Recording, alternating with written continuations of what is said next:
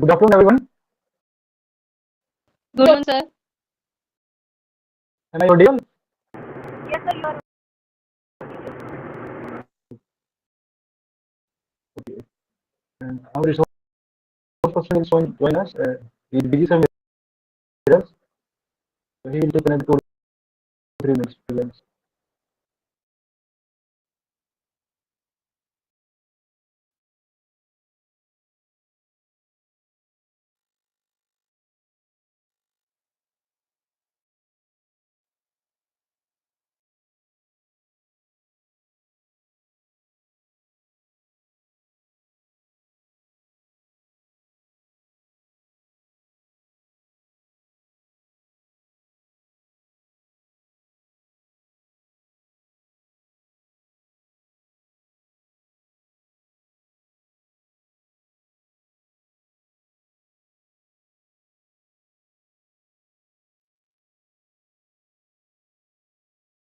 Sir, good afternoon, sir. Sir, please unmute yourself. Good afternoon. Good afternoon to all of you. Shall we start, sir? Yes, yes. Dear participants, I heartily welcome all of you on 5th day of our NDP orientation sensitization program. And today we have theme on academic leadership and governance. NDP 2020 stipulates that by 2040, all higher education institutions shall aim to become multidisciplinary institutions and shall aim to have largest student enrollment in the thousand for optimal use of infrastructure and resources and for the creation of vibrant multidisciplinary communities. So the attainment of suitable accreditations, all higher education institutions will gradually move towards full autonomy, academic and administrative, to enable this vibrant culture. The four pillars of governance to ensure quality of education are regulations which ensure compliance of educational institutions to have law and standards, accreditations that ensures that institutes satisfy the requisite condition and minimum standards of quality education, funding that ensure that institutes have the means of day-to-day operation, providing newer and improved courses and curriculum, infrastructure and facilities, hiring of qualified faculty, and focusing on research and development. Training, which ensure that faculty, teachers, and administrators are up to date with the latest empowerment of in educational pedagogy, technology, subject, and curriculum. Each of these four pillars play an instrumental role in ensuring that education being imparted is up to the universally accepted quality and standards. Today, we have Dr. Dinesh Kumar sir with us. So on the behalf of the participant and Malvi Mission Teacher Training Center, Kurukshetra University, Kurukshetra, Dr. Rajatan, Program Coordinator of this course, heartily welcome you on this platform, sir. You are welcome, sir. Thank you. Thank you. Dr. Dinesh Kumar sir is Dean Research and Development, Kurukshetra University, Kurukshetra. He is Chairperson Department of Geophysics, Director IPSC, Kurukshetra University, Kurukshetra, Coordinator Next Steering Committee, Kurukshetra University, Kurukshetra. Earlier he had also worked as Chairperson Department of Geophysics. His impact in applied geophysics and PhD in the same discipline. He has around 30 years of teaching, and he has published around 95 research papers in various journals of repute, and some students have finished their PhD under his guidance. And as of now, 4 students are registered under his guidance for PhD, and he has supervised around 60 MTech dissertations. He has finished 3 projects sanctioned by DST, and 2 out of these, 2 are international projects. He is member IPSC of the following institutes: JC Bose, University of Science and Technology, YMC Faridabad, Chaudhry Ranveer Singh University, Jind, Dr. B.R. Ambedkar National Law University, Sonipat, Dayal Singh College, Karnal. Now I request Dr. Dinesh Kumar to address our participants and sensitize them about the academic leadership and governance. Over to you, sir. Thank you, Dr. Rajatan, for introducing me. Good afternoon to all of you. So, first of all, I am very thankful to Director MMTC, Professor Preeti Jain, as well as Dr. Rajatan for inviting me to deliver a lecture in this gathering. So, I will be talking about the NAC accreditation and assessment of the institutions. As all of you know that transition period at present, there is a transition period of the NAC accreditation because they are going to uh, pre- they are going to change the format of the NAC assessment and accreditation in near future. And but at present, both are going on. Means those who want to go for the existing system, they can go. But after 1 month, they have no choice. They have to go for the new system. So in this presentation, I will just talk about the difference between the existing system and the new system, which will be implemented very soon by the NAC. So let me share my screen, then I will proceed.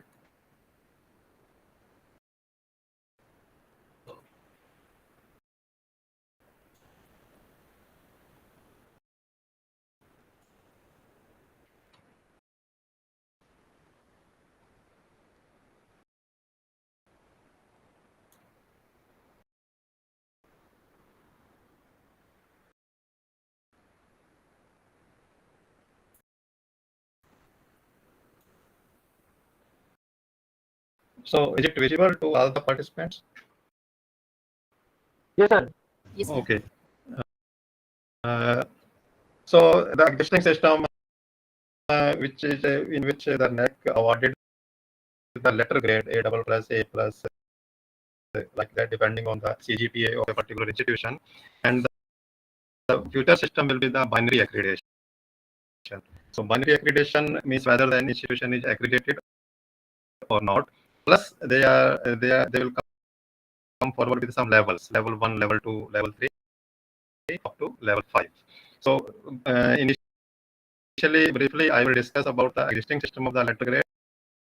Then I will talk about the binary accreditation, so that one can feel the difference, and accordingly they can prepare for their own institutions about the NAC assessment and accreditation. And importance of assessment and accreditation, we all know that because ultimately in future government is going to link this process with the funding as well as some other grants also. So it is very important, and with time I think it will become mandatory for every institutions to go for the NAC accreditation. So as far as the important conditions that will remain in future also, that there should be a IC code of every institution, and then there should be IQAC, which can submit the annual quality assurance reports of the earlier years. That is the mandatory conditions. These two conditions are the mandatory from the NAC, whether it is existing system or the new system. So composition of IQAC, we all know that head of the institution, principal or the vice chancellor in the university, he or she is the chairperson of the IQAC, then few senior administrative officer, 3 to 8 teachers should be the member, one member from the management, and then 1 or 2 nominees from the employers industries. Or this is the minimum requirement, but if any institution wants that they want to opt for other members, external member or outside the institution member, they can opt. But minimum requirement is this one, because it is being always checked that whether IQAC has been constituted as per the NAC manual or not. So this is the minimum requirement as per the NAC manual, that there should be the IQAC with these members, with these as the members as well as the chairperson. Actually, the existing system was revised in January 1, 2023.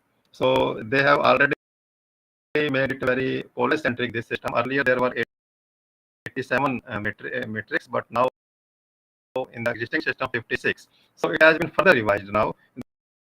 That is keeping in view the National Education Policy of 2020. They have further revised. But in the existing system of the NAC, there are 56 metrics in the affiliated or constituted colleges. So that's why I always said that the present system is very college centric. They have removed those metrics, which may be a little bit some tricky for the college system. So accordingly, they have reduced the metrics and weightage have been increased. So this is the NAC process. That first of all, we have to submit the IAQA and then it is self-study report. So once self-study report having this type of the constituents, executive summary, then preparedness for NAP of the institution, SWOT analysis. Then in the self-study report, there are 7 criteria in the existing system: curricular aspects, teaching, learning, evaluation, research, innovation, extension, infrastructure and learning resources, student support and progression, governance, leadership, institutional values, and best practices. So these 7 criteria. In addition to these 7 criteria, we have to provide the data. There are metrics in every criteria. Then we have to provide the data as per the Excel sheets provided at the NAC portal. And whatever data we are submitting, we have to provide the supporting documents also. So simultaneously, NAC will conduct what they call student satisfaction survey, triple S. So they will conduct this survey simultaneously. So the moment we submit the self-study report, this student satisfaction survey will start. They will directly contact the students. They will send the question to the students, and they will get the feedback from the students about this survey. So this is broadly the process of the NAC. And what is the timeline in the existing system? Timeline is that first we submit the institutional information for quality assurance, that is IAQA, with the prescribed fees at the NAC portal. Then it will be verified by the NAC within 2-3 weeks. So within 2-3 weeks, they will accept, or in rare cases, if they found that there is some discrepancy in the IAQA form of the institution, they may reject also in very rare cases. But within 2-3 weeks, they will accept the IAQA. So once the IAQA is accepted by the NAC, then within 45 days, institution has to submit the SSR, self-study report, to the NAC. So these 45 days are very important because the clock will start the date the NAC will accept the IAQA of the institution. So therefore, I always used to recommend that whenever we are planning to submit IAQA, we should start working on the SSR also, so that whenever window 45 days starts, so we can easily submit that SSR within 45 days. So once we submit the SSR to the NAC at the NAC portal, so they will give the data and the documents to the third party, which they call DVV party, data validation and verification party. So that third party will check the documents, will inquire from the institutions, and simultaneously NAC will start the student satisfaction survey also. So these two processes will go simultaneously. On one hand, DVV will verifying the data and the documents. On the other hand, NAC will conduct the student satisfaction survey by directly contacting the students, because the mail ID and phone numbers of the students will be provided by the institution. So they will be contacting the students about their feedback. They will be sending some type of the questionnaire to the students, so that they can get the performance. Because from the NAC point of view, and we also agree, and you may also agree, that students are the most important stakeholders of any academic institution. So according to NAC, if students are satisfied, it means that all the functioning, all the working of the institution is good. If students are not satisfied, it means that some components, there is some problem with some components of the institution, academic institutions. So that's why they have given a significant weightage to the student satisfaction survey. So once this data validation and verification party submit its reports to the NAC, then peer team will visit the institution in the existing system.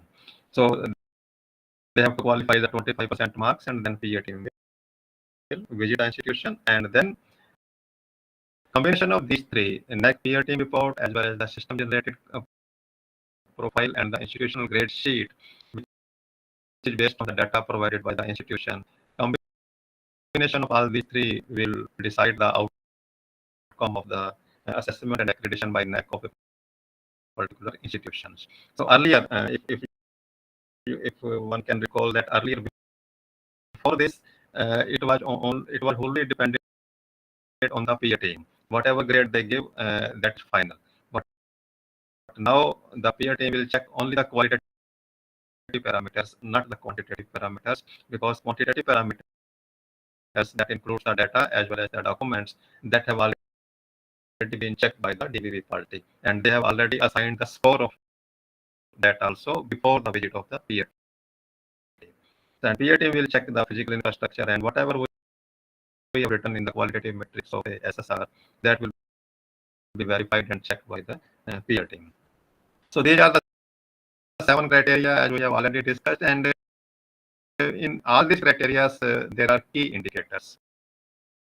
So this first number indicates that these are the number of indicators for the university system, and second are the number of key indicators for the college system. So total metrics are 87 for a university system. For college system, there are 56 metrics, and for a dual mode university where there is a correspondence also, the metrics are 133. So as we can see that for the college system, the metrics are very less as compared to the university system. And if you go through the manual of the college system, you will find that they are more easy for the college system to submit the SSR and to give the answers to those metrics. So like curricular aspects. So 150 weightage has been given to the university manual in the university system, and 100 weightage is for the college system. So for the university, these are the 4 key indicators, and in every key indicator there are the metrics: curriculum design and development. But in this case, for college system, they are asking curriculum planning and implementation, because earlier in the college system also they were asking curriculum design, but later on they realized that because college is not involved in the designing of a curriculum, only university is involved. So they have little bit changed the words. For a college system, it is a planning and implementation. For university system, it is a designing and the development of the curriculum.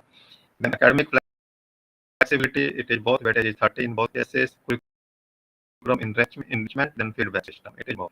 But overall, the weightage is 100 for the college system for this first criteria, that is the curricular aspects, and 150 for the university system. So in every key indicator there are metrics, and for every metric weightage is well defined, and for every metric the numbers will be given in the scale of 0 to 4, 0, 1, 2, 3, or 4. Then that number will be multiplied with the weightage of that metric. So like for example, if you get, let us say, 4 marks in curriculum planning and implementation, then that 4 will be multiplied with 20. So that becomes 80 in this case. Similarly for other also. So for every metric, they have to assign the marks 0, 1, 2, 3, or 4. So those marks will be multiplied with the weightage of that metric. So this is a criteria to teaching, learning, and evaluation. So you may note that for the college system, the weightage is more for the teaching learning, that is 350 weightage. But for the university system, weightage is comparatively less in the teaching and learning. So for university system, these are the key indicators: student enrollment and profile, catering to student diversity, teaching learning process, teacher profile and quality, that how many are PhD, how many are other higher qualification, evaluation process and reforms, student performance and learning outcomes, student satisfaction survey that is conducted by the NAC, whose weightage is 30. But for college system, student satisfaction survey is having a weightage of 60. So significant weightage for the college system. If student satisfaction survey gets, let us say, 4 marks, depending on the response given by the students, then 240, any college can having 240 marks in this metric. Similarly, Similarly, teacher profile and quality same. Evaluation process and reforms means that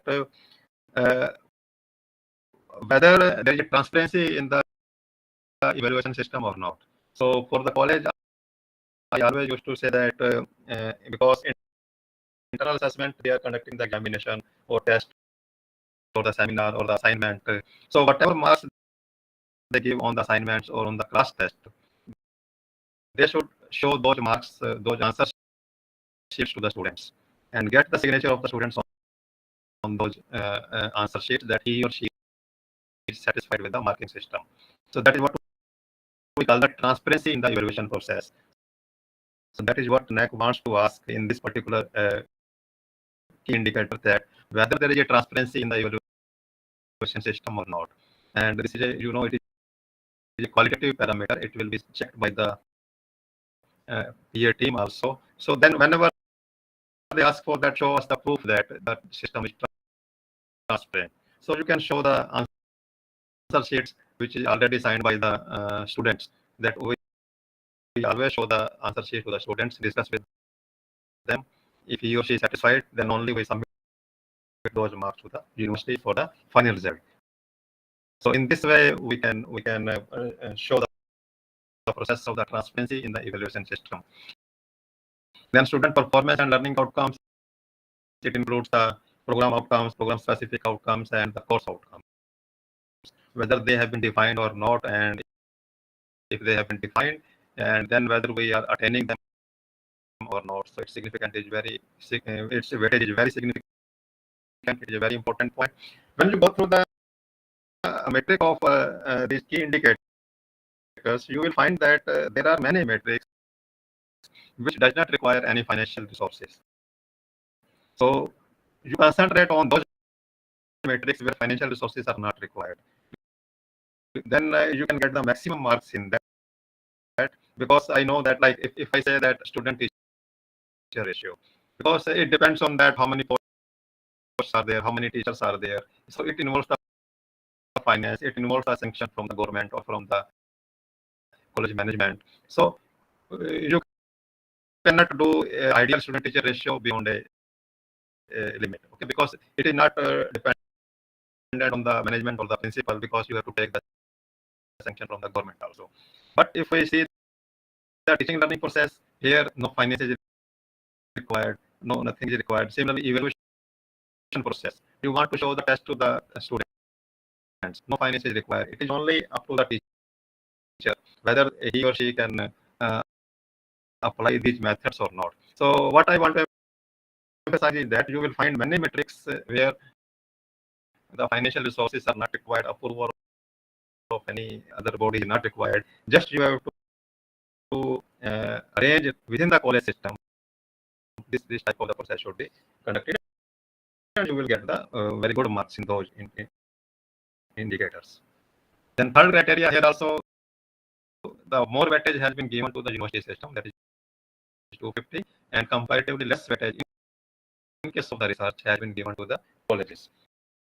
So it is contrary to the teaching learning process. In teaching learning, more weightage for the college system, but in research, less weightage for the college system. So these are the key indicators for university system: promotion of research and facility. Here the resource mobilization for research, but what are the rules, what are the resources available in a particular college, whether they are being utilized or not. Then resource mobilization, and then innovation ecosystem. Means nowadays, because in NEP also they are emphasizing on the skill development center or the incubation center in any institution. So if any college is located in a place where there are industries nearby, so you can always have a MOU or a collaboration with those industry, so they can set up some type of the training center in the college. College may provide space for that. So this type of the centers are, according to NEP also it is required, and according to NAC also it is required. Then other is the research publications. It depends that how many publications are there in a UGC journals or the Scopus or the Web of Science indexed. Then extension activity, most of the colleges are doing the extension activities. So important important point here is that whatever extension activity we are reporting in the SSR, there should be a report for that activity, because there should be a documentation, convincing documentation, because data points and the quantitative metrics will be checked by the third party, and they are the IT persons. So they sometimes they do not understand the dynamics of the academic institution. So in their system, they will only having the numbers which is given by the college and the documents which are provided by the college also. So if they are not convinced with the documents which we have provided to the NAC or DVV party, they will deduct the marks. Instead of 3, they may give 2. Instead of 2, they may give 1 in that metric. So extension activities are going on. We all know that in every college, in every academic institutions, some types of the always extension activities are there. Only point here is that you have to prove it that you are doing these extension activities. So that can be proved by preparing a report of every event. Report includes the geotag photographs also, how many participants were there, what was the name of the events, such type of brief report, 1 or 2 page report of any activity conducted by any college or the university, that has to be uploaded, because ultimately we have to convince the third person that we are doing such type of activities. Then collaboration also, whether it in the form of MOU or research collaboration. So how can you prove that there is a research collaboration? So you can give the proof of a research paper. See, if in a published research paper, the authors are from the different institutions, that is also a collaboration. There is a proof of a collaboration. So if you are organizing some program by collaborating with other institutions, so that is also a collaboration. So it is not necessary that collaboration includes only MOU. Whether MOU is there or not, but there should be some other proof for collaborations. Like in case of research collaboration, there can be a research paper as a proof, because in the author's name, there is a name of the institution also. So that clearly shows the collaboration.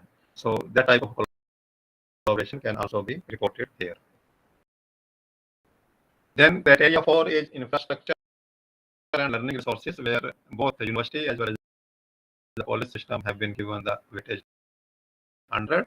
So it includes the physical facilities, then library as a learning resource, IT infrastructure, maintenance of campus infrastructure.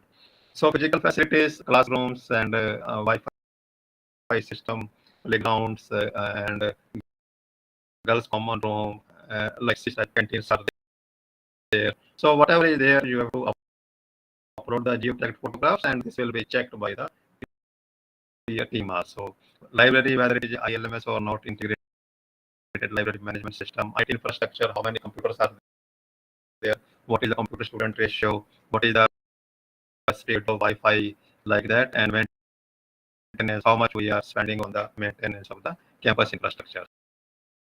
So this is in this I can you can understand that in this criteria, finance is required. So depending on the financial, we can improve this one, this criteria also. But we know that there is always a limitation of the finance for any academic institution. But whatever is there, we can present it in the best way. But you will find that in curricular aspects, in the teaching learning criteria, there are many metrics where finance is not required. For that, we have a little bit proactive in our approach. Then that can be compensated for the metrics where the finance is required. So then criteria 5, student sport and progression. Student sport, what are the facilities for the student sports? Are there scholarships? Are there, or free education is there? Or you can show here the if because there is a scheme of the government of free bus passes of the daily passenger students and day scholars. So that is a scheme of the government, but college is implementing that scheme. College is providing or facilitating that scheme to the students. So that can also be considered as a student sport. That can be considered as a free ships for the students. Then student progression is a very important parameter, because student progression means that how many students have gone for the higher studies. And in the college system, it is a very good parameter because almost 75 to 80% of the students, graduate students, are going for master degree, BA to MA, BSc to MSc, or BCom to MCom. So student progression, but the important point here is that you have to show the record also that this was our student. Presently, he or she is doing the MSc or PhD, whatever it is. But then, how to prove that he or she is doing? So you have to upload the admission list of the university, or you have to where his or her name is there, or you have to upload the identity card of that student that he or she is there. The challenge here is that how to keep the record of the students after passing out from the student. So this type of the challenge is always there for any college, even for university also. It is a challenge that how to keep track of the students after passing out, because students will not tell you after passing out that where he or she has taken the admission. And student progression includes the placement also, where he or she is doing the job. They are not going to tell you, so you have to follow them. So in this case, the alumni cell of the any institution should be very proactive, because nowadays WhatsApp groups are there and everything is there. Just you have to keep the record of those students who are going for the higher studies, who have been placed or who have gone for the jobs. If you keep the record, that's because some students may go for the family business. So family business is also a placement. So you can show in the data that self-employed. That student has been self-employed, provided you give some document. So in this case, your percentage of placement will also increase. Percentage of the students who have gone for the higher education, that will also increase. This is a very important parameter to get the good score here, because as I have said that in this particular parameter, again, no finance is required. Suppose that 100 students have gone for higher study and you submit the data of only 25. So it is underestimation. So you have not used the full potential. So I know that it is a challenge that to keep the track of the students, but somehow alumni cell of that particular institution should be proactive in this case. Then student participation and activities, whatever committee you constitute in the institution, you make the student as a member, cultural committee, anti-ragging committee, or any other committee, admission committee also. If let us say there is some conference in the college, so in that organizing committee, some students should be there. So in that way, you can show that our students are actively participating in every function of the college, in every event of the college. So that is also a good parameter to score. Then alumni engagement, that how much alumni has contributed to the development of the college or the university. It is not necessary that only monetary benefit. If you organize some lecture of alumni once in 6 months, let us say, so that is also a alumni engagement.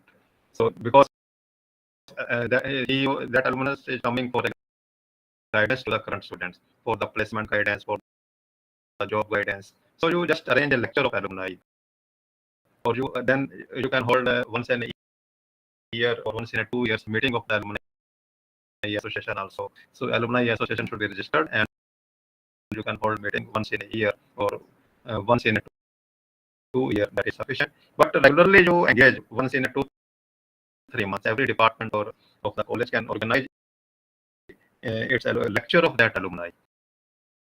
So whenever they come to their homes, so you can call them to deliver a lecture to the final year students. So that is also alumni engagement. Sometimes what happens that some alumni donate some type of the books also. Sometimes they donate if they are working in industry and they are in a senior position, they may donate some instruments also which are not required in the industry, but the old instruments sometimes they can donate. So only thing is that we have to approach them about that. So that is also a alumni contribution to the college. So this type of activities can be reported here. Then criteria 6 is governance, leadership, and management. So it is a institutional vision and leadership. It is always there. So there should be decentralization. There is a management. There is a teacher council, staff council. It always shows the decentralization of that. Then financial management and resource mobilization. Then internal quality assurance system. It is on the IQAC. IQAC of the college, that how much active that committee is there or that cell in a particular institution is there. So whether we are participating in the NIRF or not. So that is also important. Participation is important. Forget about the ranking. Don't worry about the ranking. They just want to ask that whether college is participating in the NIRF or not. So if it is participating, yes, it means you will get some marks in this category. Then what are the policies? They should be routed through the IQAC cell of the institution, and whatever changes in the syllabi, ultimately that has to be adopted by that. So they want to ask this question that what is the contribution of the IQAC during the last 5 years of the assessment year. For that, important is that there should be a regular meeting of the IQAC. Let us say once in 6 months, once per semester. That is sufficient. But there should be a proper documents, notice of the meeting, agenda of the meeting, proceeding of the meeting. Then only it will show that you have actually conducted those meetings. So then decision taken, that is a part of the proceeding. So in that way, you see that now in IQAC system, financial resources are not required. So then accordingly, you can plan this parameter for this. Then criteria 7 system is so when we say that best practices, we have to show the two best practices in the assessment. So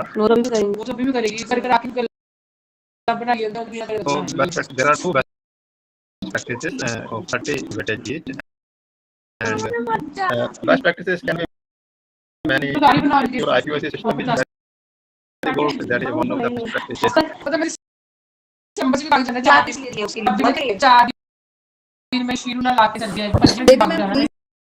Please mute yourself. Mic disturbance. Ma'am,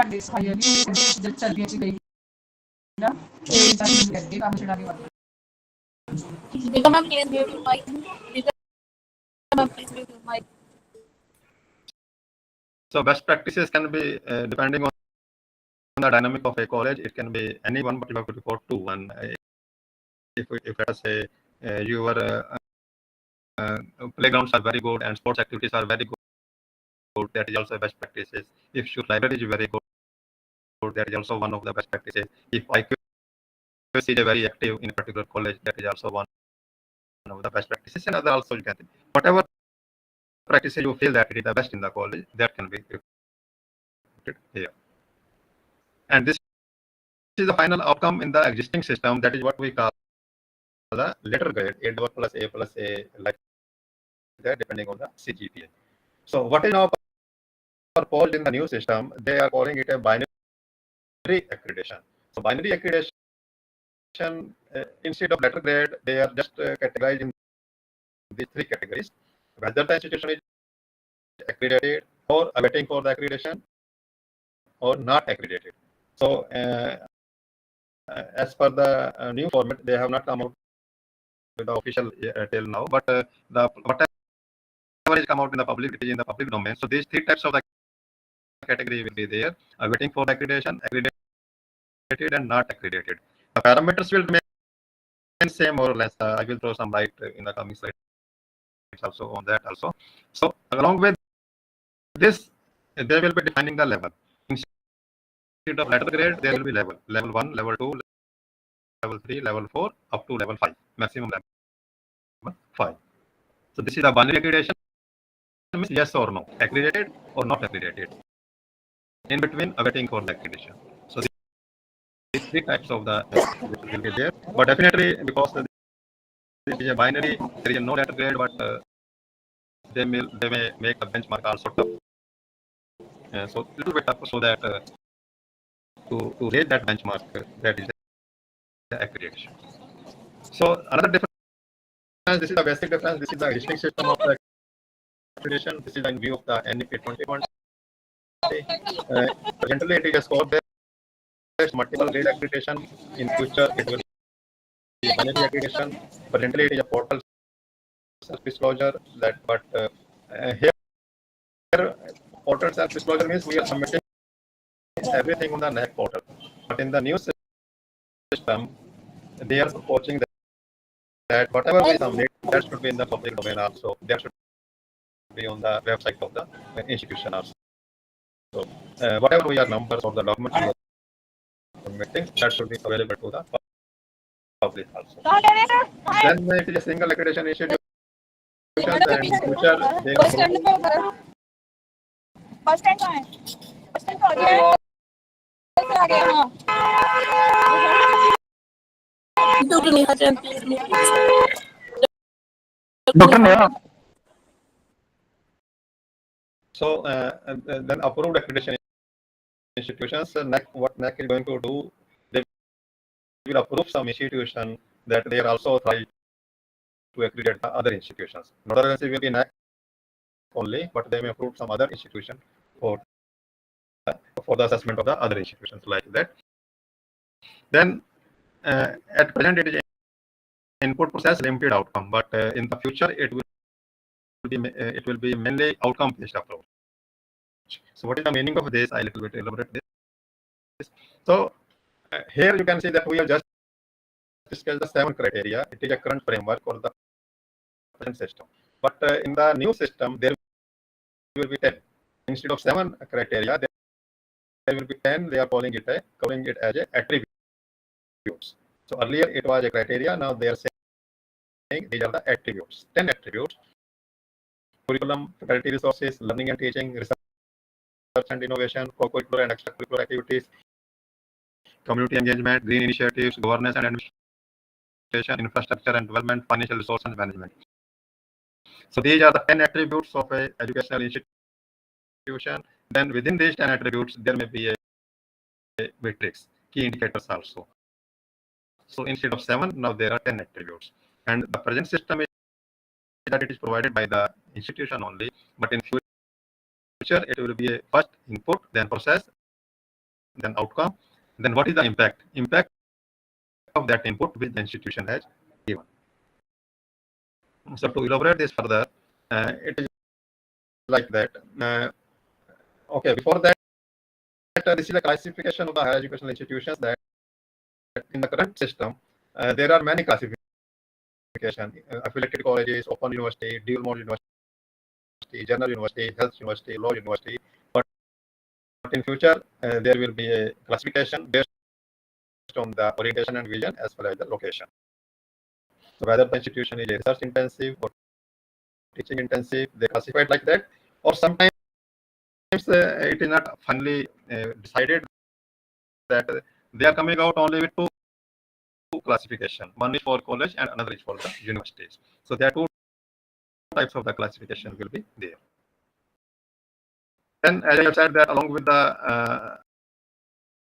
binary accreditation, yes or no, there will be levels. Level 1 to 4 that indicates the institution of the national importance, and level 5 will be the institution of the global excellence for multidisciplinary.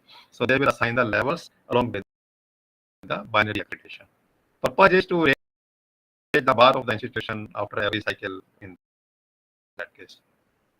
So then binary accreditation, as I have said, that it is input, process, then outcome. So there are 10 attributes as I have discussed. So in input, they have assigned 4 attributes. In 4 attributes, matrix will be 26. In the process, there are 3 attributes. The matrix will be 21. In the outcome, there are 3 attributes. The matrix will be 21. So there are 10 attributes instead of 7 criteria. In the new system, in the binary system, there will be 10 attributes, but the matrix are more. You can see that 47, 26, and 21. It is 47, 48, and 68. So presently for college system, there are 56 matrix, but in the future the matrix will be more. But they are categorized into the 3 process: input, process, and outcome in this way. and then input attributes. So in attributes, in the input, these are the 4 attributes. Curriculum design, which is having 8 metrics, then faculty resources, 6 metrics, infrastructure, 6 metrics, financial resource and management, 6 metrics. Then process. First is the input, they have assigned 4 attributes. Then process, 3 attributes. Learning and teaching, extended curricular engagement, governance and management. So you may note that broadly the key indicators, criteria, or the metrics, they are more or less same in the existing system and the system which will be there in near future. They have just categorized them input, process, and outcome. And metrics will same. And another major difference is that there will be a binary accreditation.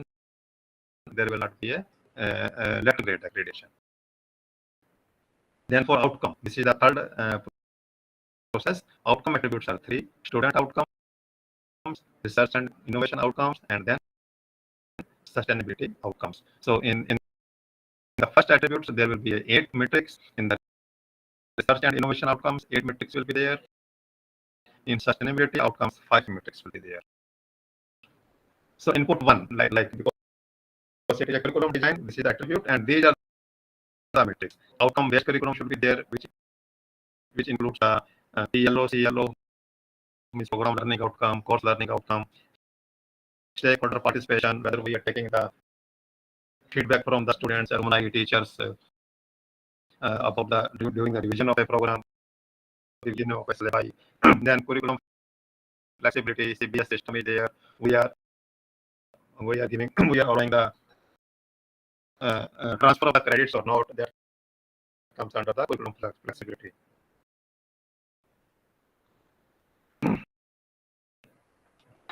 Then there is a practical and industry focus. How we have designed the curriculum, practical skill orientation is there or not. Then how we are teaching, how we are implementing the curriculum. Is it online? Is included or not, or blended learning? Then Indian knowledge system has been incorporated or not. So these are the key indicators or the metrics for the input 1, that is curriculum design. Then outcome-based curriculum includes this PO, PSO, COs, and their attainment also. This is important. Then stakeholder participation. Stakeholders are students, teachers, employers, and alumni. During the design of a curriculum, whether we have taken the feedback from them or not, that is important here. Then flexibility, academic bank of credit, nowadays it is compulsory for every student, whether elective subjects are there or not, whether we are doing the education in a mother tongue or not, then credits for the elective courses and the core courses are there, and then the credit transfer. Inter-institutional credit transfer means if a first year student is taking admission to second year in some other institution, whether his or her first year credit will transfer or not, that system should be there. Then practical and industry focus, percentage of the courses with emphasis on the field project, research project, internships. In the NAP system, it is compulsory, so I think it will be 100% courses where such type system is there. Practicals are there or not, that we have to define here. So we have to provide the documents also. Then online and blended learning, percentage of online courses through Swayam or MOOCs or some other platform, whether it is allowed to the students or not. Number 1, if it's allowed, then how many students have opted for the Swayam courses? So that is also important. Then curriculum revision, that how we are revising the curriculum during the last 5 years of Indian knowledge system, like that. Whether some courses or some part of the courses include the Indian knowledge system or not. Then this is the second attribute, that is input to faculty resources. It includes the recruitment, pay and allowances, faculty diversity, faculty development, faculty retention, then faculty student ratio. So recruitment means that what policy we are following for the recruitment of the faculty, how we are shortlisting the students, candidates for that, whether our recruitment is as per UGC regulation or not, whether we are following the roster system or not, then required number of teaching position, whether selection process is transparent or not. So that is important. Okay. So this type of the things they are going to ask in this recruitment of the faculty, and then pay and allowances, whether we are we are giving the pay to the teacher as per UGC or AICTE norms or not. Faculty diversity means that whether teachers are from other states, or gender diversity as well as the geographic diversity. It is not that all the teachers are from the same district, from the same city. So that is not a faculty diversity. Then faculty development, whether we are encouraging the students to participate in the training programs or the faculty sponsored or industrial training or fellowships. So that is the faculty development. And then faculty retention, that how much we are successful to retain the faculty for a minimum 5 years or for 3 years, so that he or she has not switched over to the other institution. So that also indicates the strength of the institution, that faculty is retained by the institution. Then faculty student ratio, what is that ratio? Depending on the faculty as well as the student, we have to provide here the exact data for this. Then third attributes of the input is the infrastructure. Infrastructure includes the physical infrastructure, learning resources, IT infrastructure, research resources, Divyangjan friendly facilities, and innovation resources. So in physical infrastructures, whatever is there in a educational institution, whether these are the classrooms, laboratory, workshops, hostel, computer lab, grounds, gymnasium, auditorium, seminar halls, then transportation facility, faculty common rooms, separate clean washrooms for girls and boys, adequate lighting facility, museum, artifacts. So whatever infrastructure is there, whether it is sports infrastructure, cultural infrastructure, or teaching learning infrastructure, that has to be provided here along with the photographs, definitely geotag photographs. Then learning resources, how much budget is there for purchase of the books, whether there is a language lab or not, then e-books as well as the digital resources. So what is the budget and how much we are spending on these issues for the learning resources. And then IT infrastructure, whether high speed is there present or not, effective learning management system, then that ILMS and other things, LMS also. Then technical support is there or not, computers, and how many softwares are licensed in a particular academic institution. So that is also important in this IT infrastructure. Then research resources, e-journals, memberships of Shodh Sindhu, then Shodh Ganga, discipline specific database, plagiarism check policy is there or not, that is software, licensed statistical software is there or not, then discipline specific simulation software. So whatever software we are having, that should be licensed. That is important point here. That database should be there, and e-journals, if you have subscribed some e-journals, that is also important. Then Divyangjan friendly facility, it is always being asked, and there should be a Divyangjan friendly washroom. There should be assistive technology, screen reading software also. So provision of inquiry, there can be a ramps also. There can be a lift if it is a multi-story building in a particular institution. There can be a provision of the lift also. Then innovative resources, fabrication lab, technology business. So these are important from the NEP point of view also, and this can be done by collaborating with the nearby industries. So this is important because NEP is also emphasizing on these aspects. Then this is the fourth attributes of the input, that is the financial resource and management. It includes the capital income, revenue income, capital expenditure, revenue expenditure, sustainability growth, financial control, and risk management.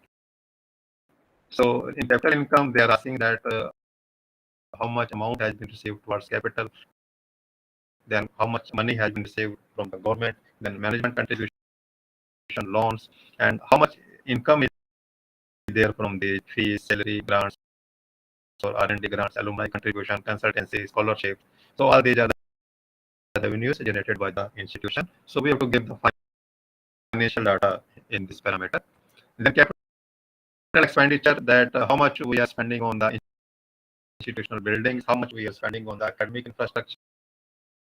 Then revenue expenditure, how much on the salary, maintenance, and administration, then scholarship and assistance, electricity and transport, career guidance, and these types of the skill enhancement centers are there or not, and how much we are spending on them.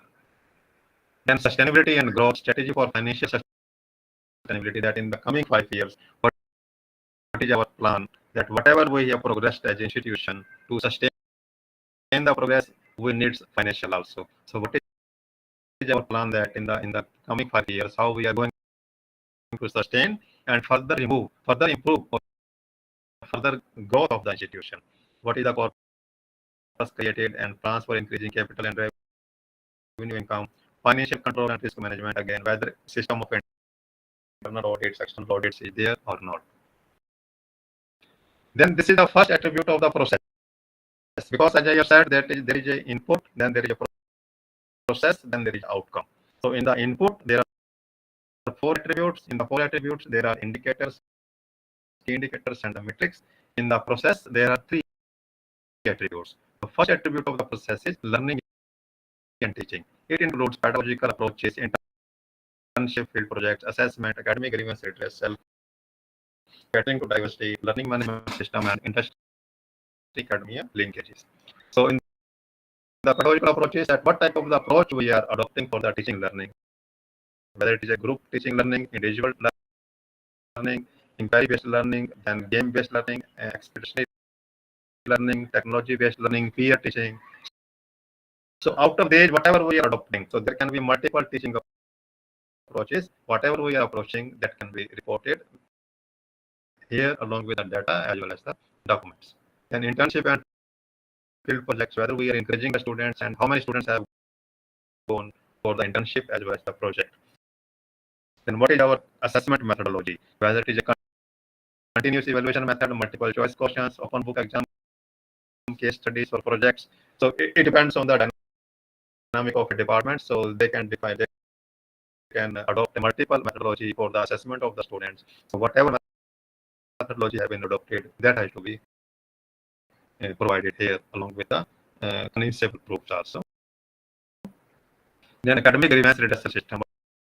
What is the mechanism? Whether we are sharing the copies of the answer script to the students or not, whether retotaling process is there or not, revaluation, faculty consultation, attendance, any other. So whether if a student is not satisfied with the marking, that student should approach that I am not satisfied with the marking. There should be some committee of the teachers, and if he or she wants to go for the evaluation, for that there is a performer, you know that. But initially, if he or she is not satisfied, then what is the mechanism of verifying the marks? So that should be there. Then getting to the diversity, then peer-assisted remedial teaching, then multi-sensory remedial teaching, skill-based teaching, individual teacher intervention. Because we know that students are not at the same level. There can be students earlier in the earlier format. There were slow learners and the advanced learner.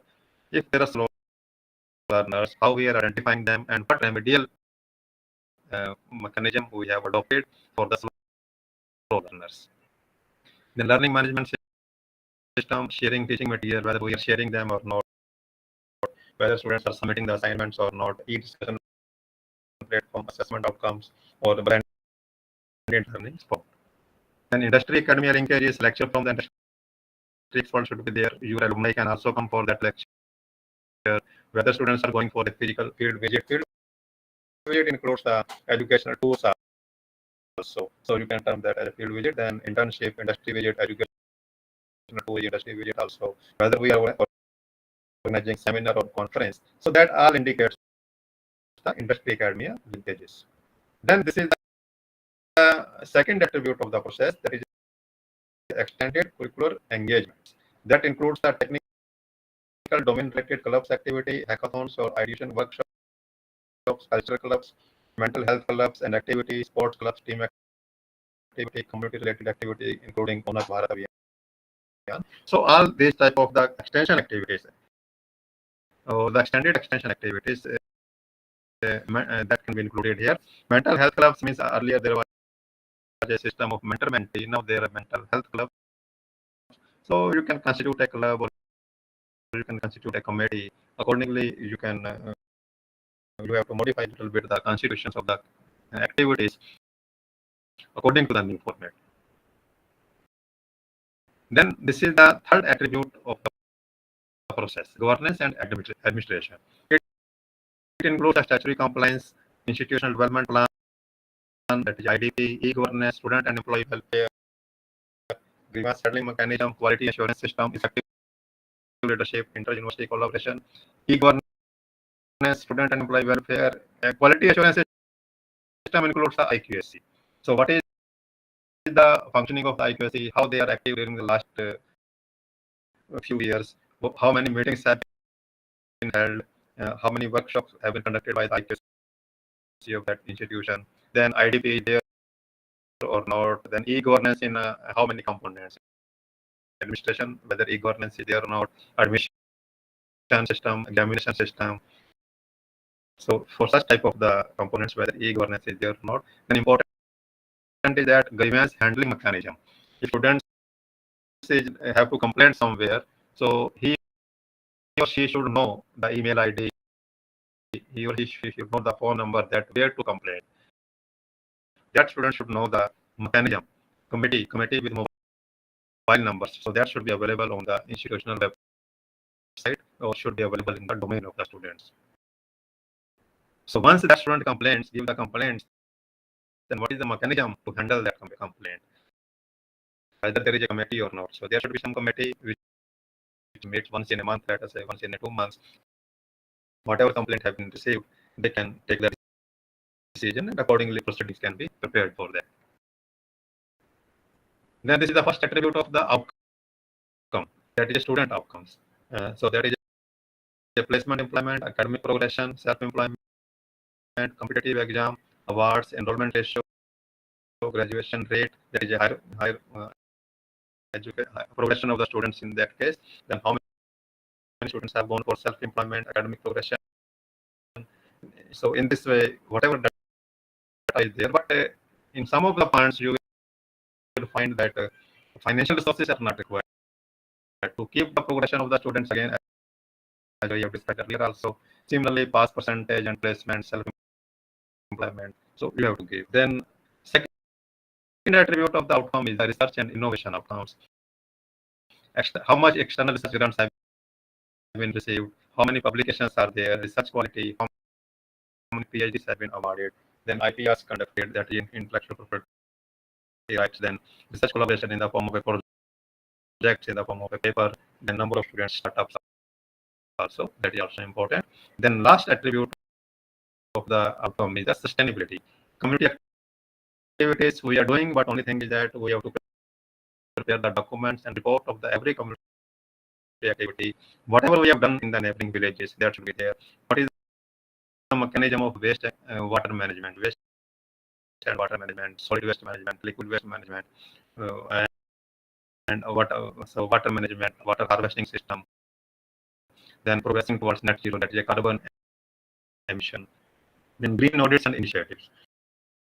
So whether we are going for the green audits or not, that is important, and that is to be done by the external agency, and that agency should be ISO certified. So once in a 2 years, institution can go for this type of the audits like this. So that is my concluding remarks. I always emphasize that quality is never by chance. It requires vision, strategic plans followed by sincere and continuous actions. So vision and strategic plans by the vice chancellor or by the college principal or the management system, but that is to be implemented by the efforts of the faculty as well as the non-teaching staff of the institution. So vision without action will not serve the purpose. Similarly, only action without vision will not serve the purpose. And quality is never by chance. It needs both vision as well as the actions. So finally, I would like to say that at present, if I talk about the today, both systems are means you can go for the existing system, you may opt for the binary system. But I think after 1 month, you have only one option to go for the binary system. So accordingly, you can plan, because once if you decide that we want to go for the binary system, then it may take little bit time to prepare the institution, prepare the college for the new system. If you have already submitted your AQARs approved date, and you may think to go for the existing system, because in the existing system, the means because you have prepared your college for the existing system. But if you decide for the binary system, then you have to do some exercise again to prepare that. It may take some time, definitely. So that's all from my side. So once again, I am thankful to Professor Preeti Jain and Dr. Raj for inviting me, and I am thankful to all of you for listening me patiently. If there is any doubt, any query, I will try to address that. Yes, sir. Yes, sir.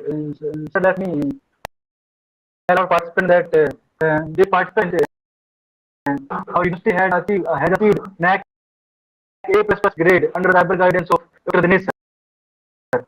So, sir, having the vast experience about NAC accreditation system, if you have any query, you can ask, sir.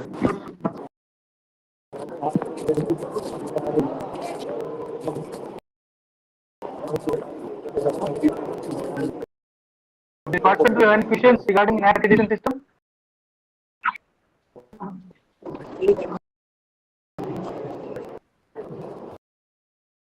Dr. Sapna has raised some hand. Dr. Rajratan. Dr. Sapna.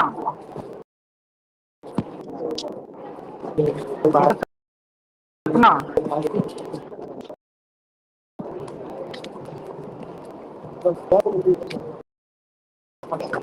Dr. Sapna, do you have any question?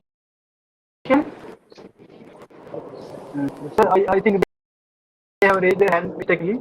So, Yes. they don't have any question. Okay. So, Sir, I have a question. yes, please. This is Aliswari from Visakhapatnam. This is with regard to the collaboration. Mostly what happens with faculty, it handles with some research work in other institutes. Institutes of repute. If we don't have these publications in the current or in next 2 years, then how can you show our research collaboration in accuracy? That is what I was emphasizing. If you are claiming that you have collaborated with some institutions, if there is no publication, but if you have a MOU, then you can show the MOU as a proof. But if you don't have any MOU with other institution and research papers are there, then research papers will become the proof. Because ultimately you have to put some convincing documents that you have a collaboration. Some documents, whether MOU or the research papers or some other type of thing. If you have organized some conference, let us say, by collaborating with other institution, so that is the brochure of that conference will become. So you have to give proof definitely for the collaboration. If you are claiming that you have collaborated with some other institution, that proof should be there. Okay, sir. Thank you. Yeah.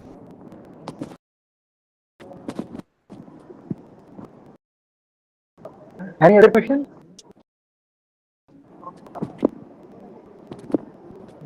Sir, I think they don't have any questions. Sir. So let's summarize this session, sir. If you permit, sir.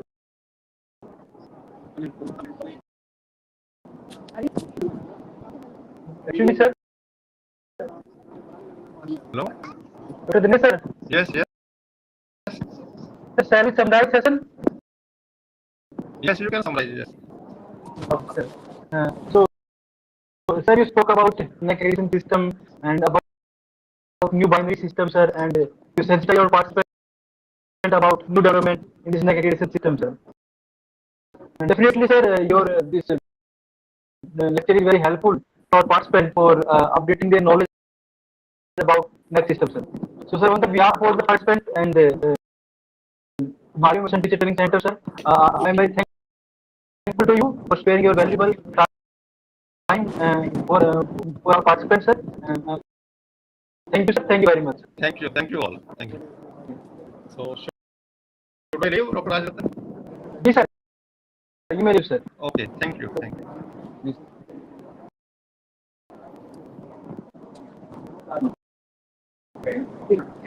The participant for next resource will join at 3:45. So till then you can discuss anything which you whatever you want.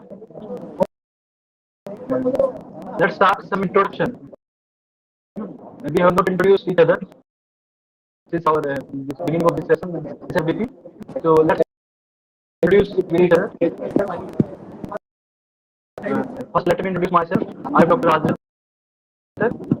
assistant professor in psychology, department of psychology, Kurukshetra University, Kurukshetra, and I'm the program coordinator of this course. Now, one by one, you can introduce yourself. Yes, sir. I am Dr. Sandeep Kumar, counselor, University of Assam.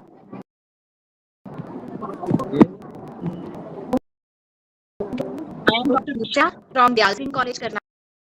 I am assistant professor in subject of English.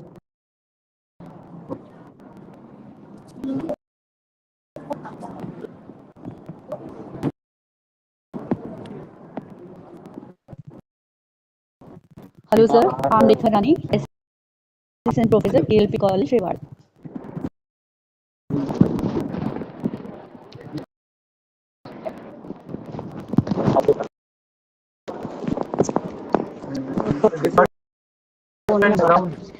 Hello, sir. I'm Dr. Anuja from Raipur School of Social Work. I'm assistant professor in social department, sir, from Raipur. Okay. Hi, good afternoon, everyone. This was a great session, great FTP, and I want to tell about myself. I am working as an assistant professor of microbiology at JCRC University, Jaipur, and I'm also pursuing. Almost, I am waiting for my PhD degree. I am completed my research work at LUAS, Hisab, Lala Lajpat Rai Veterinary University, and that's it. Thank you, sir, for organizing such a great FDP. Namaskar, sir. Namaskar, ma'am. Manpreet Kaur, Department of Hindi, Extension Lecturer in Government College, Narnaul. Okay. Good afternoon, sir. Good afternoon, ma'am. I am Ashwini Ahe from AC College, Pune, Maharashtra. Okay, ma'am. You are from Maharashtra, ma'am. Nice to know you, ma'am. Good morning, sir. Morning, Myself, ma'am. Dr. Deepika Yadav from Government College, Ateli, Haryana. Thank you. Ji, ma'am.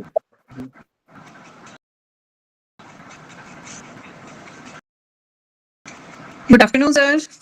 Good afternoon, ma'am. I am an assistant professor in the subject of commerce from Group Ramanand College, Anjanthali.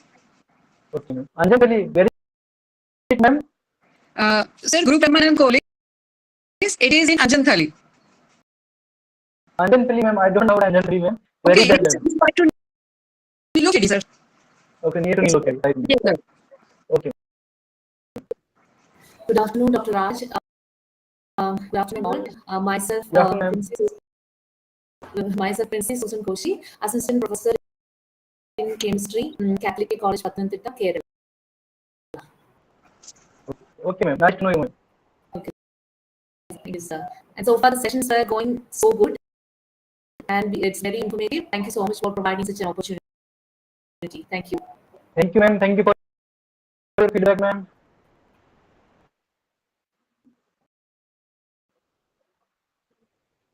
Good afternoon, sir. Good afternoon, ma'am. Sir, myself, Ms. Sunita from Government College, Pasti, Karnal, assistant professor in economics subject, and I was a student of Department of Economics, Kurukshetra University, Kurukshetra, till 2018. Okay, ma'am. Okay, nice to know you, ma'am. Thank you, sir. Okay. Good afternoon, sir. Good afternoon, ma'am. I am associate professor in commerce from Pandit Jawaharlal Nehru Government College, Faridabad. Okay, ma'am. Nice to meet, ma'am. Yes, same as. Sir.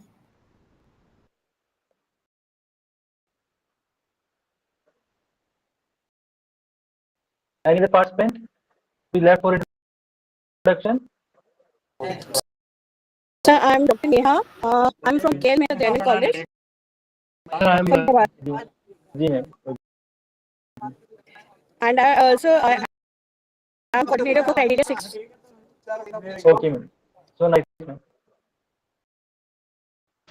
Sir, I am Dr. S. Ramakrishna from IIT College of Engineering, Visakhapatnam. I work as associate professor in mechanical engineering department. Okay, sir. Sir, I've been in Visakhapatnam, sir, for 2 years. Yes, sir. Yes.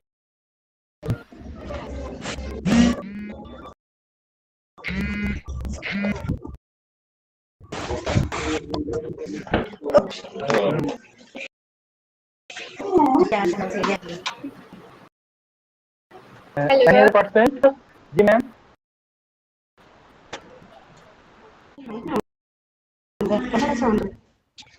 Ji ma'am. Please continue.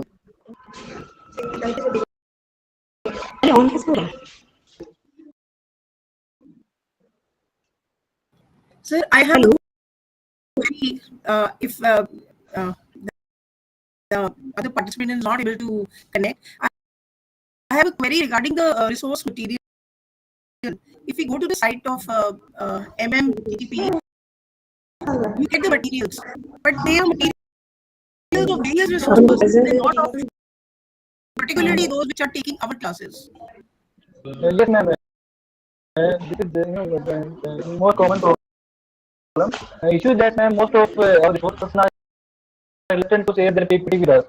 So, if they are not willing to share it, then how can I share it with you, ma'am? This is the issue. Sir, it would be helpful for the last lecture. You can request, Dr. Yogita, ma'am. Dr. Yogita. Dr. Yogita, please mute yourself. Dr. Yogita. Dr.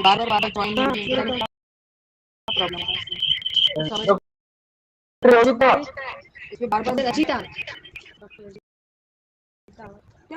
Dr. Yogita, please mute yourself. Hello, Hello, ma'am. Dr. Sapna Shrimali, Director, Faculty of Science here. जी ma'am. Nice to meet, ma'am. Hello, can you hear me, sir? Yes, ma'am. Yes, ma'am. Okay, sir, it's a very nice session. Thank you so much. जी ma'am. Thank you for feedback, ma'am. Yeah, thank you. Hello. Dr. Yogita Shrimali, sir, from Faculty of Science and Janardhan Nagaraj Vidyapeeth. Okay, ma'am. Sir, Any other participant? Dr. Madhu Mudia here. I'm head of the Department of Tourism and Hotel Management, Rajasthan Vidyapeeth, Jim's University, Udaipur, Rajasthan. Okay, ma'am. Okay. Thank you. Nice Thank you to so meet, much ma'am. Thank you so much, sir, for informative session. Such an informative session, sir. जी ma'am. Thank you for feedback, ma'am.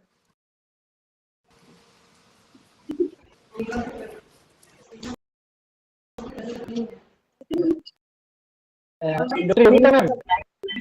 Dr. Yogita, ma'am, please mute yourself. Excuse me, sir. I have a query. Is there any quiz session for this activity, and when it will be? Sorry, ma'am, I am unable to hear you because of this disturbance of Dr. Yogita. Please tell me, ma'am. Sir, is there any quiz session, and when it will be? If it is there? No, ma'am. There will not be session, ma'am. We will just have one test on 1st June. Okay, sir. Thank you. Will you tell me detail about that test, or what kind of test it will be?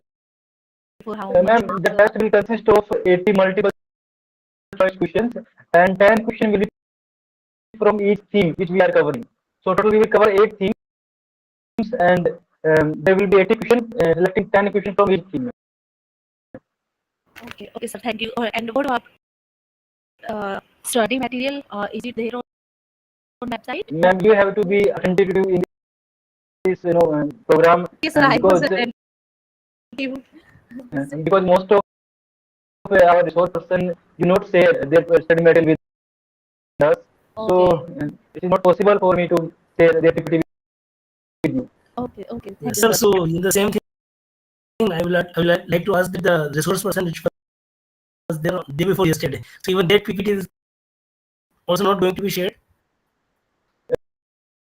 Sir, if they will share it with me, definitely I will share with you, sir. So please request them so that they can share and we can have Sir, the we generally request them, and they generally say that yes, we will share, but generally they do not share, sir.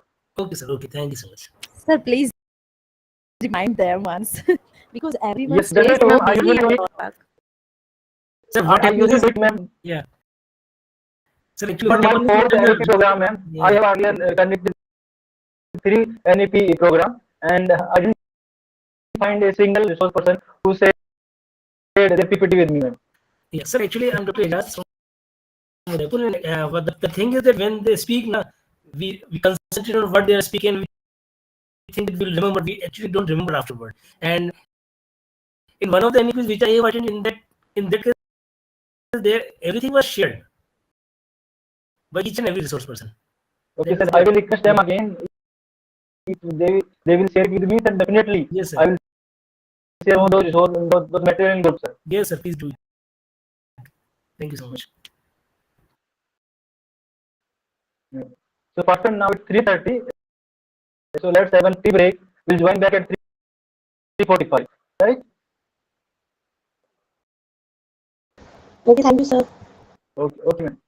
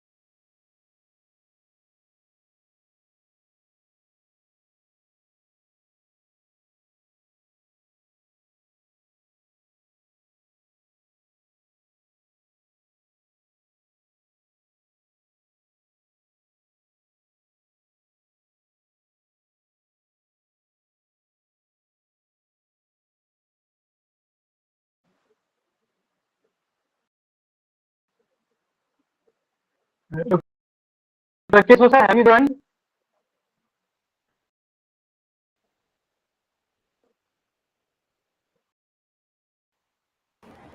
Yes, I am joined, Dr. Rakesh Sosa.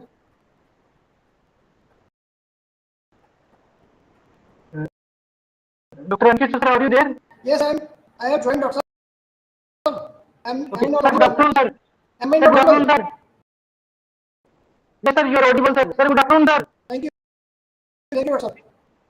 Sir, service start, sir. Yes, of course. We can start. Dear participant, yes, sir. Dear participant, for our second session, we have with us Dr. Ankit Prakash, sir. Sir, on the behalf of all the participants and Malvi Mission Teacher Training Center, Kurukshetra, I, Dr. Rajat, and program coordinator of this course, heartily welcome you on this platform, sir. You are welcome, sir. Thank you. Dr. Ankit Prakash is controller of examination and finance officer, Kurukshetra University, Kurukshetra. He is nodal officer of TPMC, that is Training, Planning and Management Cell. He has 24 years of teaching experience. He has remained NCC officer of college and in charge cultural activity for a long time. Four NCC students have successfully completed their degree under his guidance. He has chaired many sessions and presented papers in various national and international conferences. He has written papers in Journal of Recruit, and he has won University Cricket Championship and District Badminton Championship by student. And sir is very active in social life, and he has donated bid more than 40 times. Sir, now I request you to address our participant and sensitize them about academic leadership, sir. Over to you, sir. Thank you, sir. Good afternoon to all. Respected Dr. Preeti Jain, the director of this Madan Mohan Teachers Mission, course coordinator Dr. Rajiv Vatan, and my very respected colleagues from different parts of this country, of this university.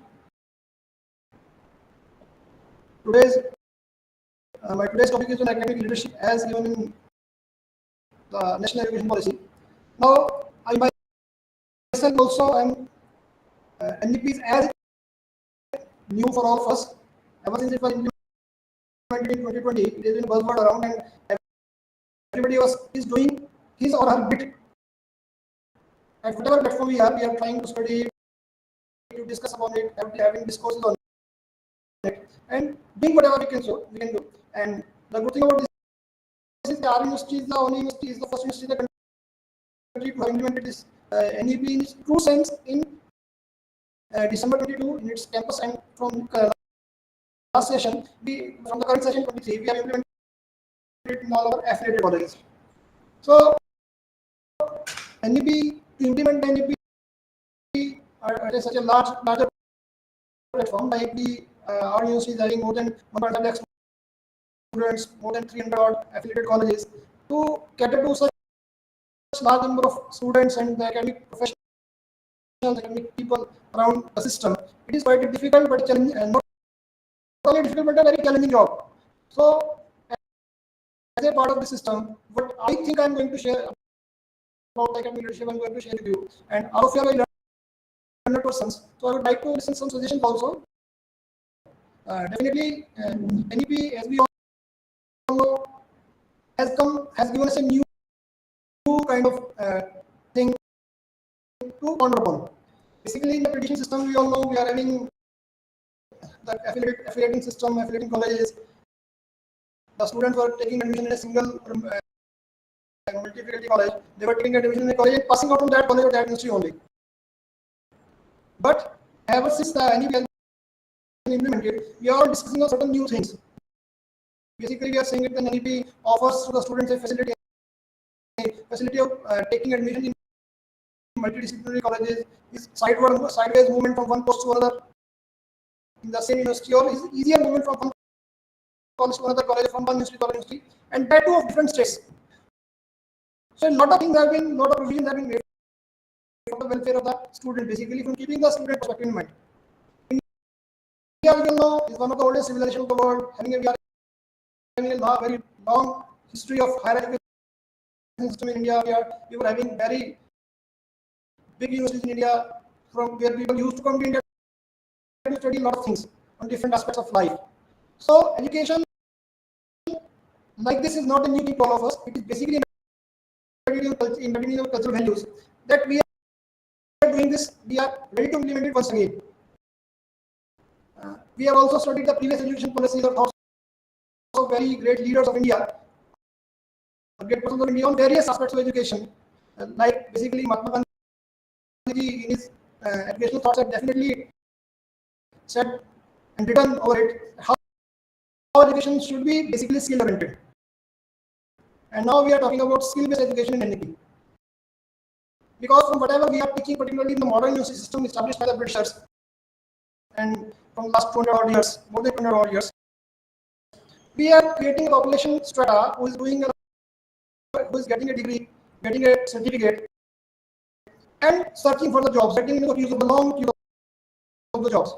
So basically, our education system was somehow lacking the basic skill, the employability skill in our students. We are preparing students, the degree holders till now, but they are not having that kind of skills which we require in the job market. So not only the employability skills are important, the education, as we all know, as we value education is this to improve for the holistic development of a child, of a student. Now, what does holistic development mean? Last 2-3 days back, we have seen an incident, a very bad incident in Pune, where a speeding car hit two persons moving back to their homes, and both persons died on the spot. And the person who was running the car is reported to be some spoiled child of some very rich person. Not only this, he was driving a luxury car without having the registration number. And it is also reported in the newspaper that the fellow was having some kind of drinks also in every parties. The videos are all over there on the social media, and we all would have seen those videos. Now, the requirement of education is this. Basically, I might be having the degree, but do I have the common sense to run on the drive a vehicle on the road? Forget that first was minor or major. Forget this difference. Are we preparing our children to learn the basic skills of life, how to move on the road, how to behave with other persons? Daily we are seeing the road incidents. You see, if somebody is going ahead and not giving a side to the person coming behind, and not letting him overtake due to some reason, and the person from coming behind is moving on a very speedy and wants to move very fast. Now, incidents are there when such persons, when they overtake, they start abusing the other persons, the fellow driver of the car which was not giving them side, maybe due to the traffic ahead. But this kind of feelings are there in our children. Basically, as a society, we are preparing children. We are growing up our children, but the children are not learning the basic value system which we require to live a very happy life, a healthy life. So that is what the purpose of education is, and that is what the NEP says, that we require. We should work for the holistic development of the student, of the individual. Now, when we talk about the education system, till now, India is one of the largest education system, very large system. More than 1,100 universities are there. We are having more than 4,000 colleges are there. Lakhs of students are there. But still, the gross enrollment ratio of our students, of our children in higher education is very less compared to very small countries of the world. They are basically developed countries, and we say for a nation to be called developed, one of the benchmarks is that the gross enrollment ratio in higher education should be around about 50%. And in our country till day it is around about 27-28%. I was reading the data some few days back, and I found that during the last 10 years also, we could only increase 3% in enrollment in higher education from 24-25% in 2014 to it is around about 27-28%. So it means at this point of time, our students, our children, I feel, are not attracted towards the system of higher education, they are not coming to the system. Every day we are seeing in our colleges, in affiliated colleges, universities, we are seeing students are taking admission in the first year of a course, and then in the second year the dropout ratio is very high. And because everybody is trying to running out, it is a great problem throughout the country, and in Haryana, Punjab, it is a great problem. We are seeing villages around here, even in Kurukshetra and around. I am seeing the villages, I am seeing the houses there, which are only blank, only older people are there, and no young generation is there. So it means the higher education system in India is looking less attractive to the children. They are finding their future forward, which is quite contrary to what the scenario of India is as an economic nation, as a nation. Because on economic fronts, we are doing quite very well from last 15 years, 10 years basically. And then we are seeing it that we are just a few days back, we are moving up in the list of the nations having the side of economy, and we are just on the 5th spot, and very soon we will be going to 4th, and government targets to achieve the 3rd spot by 2030.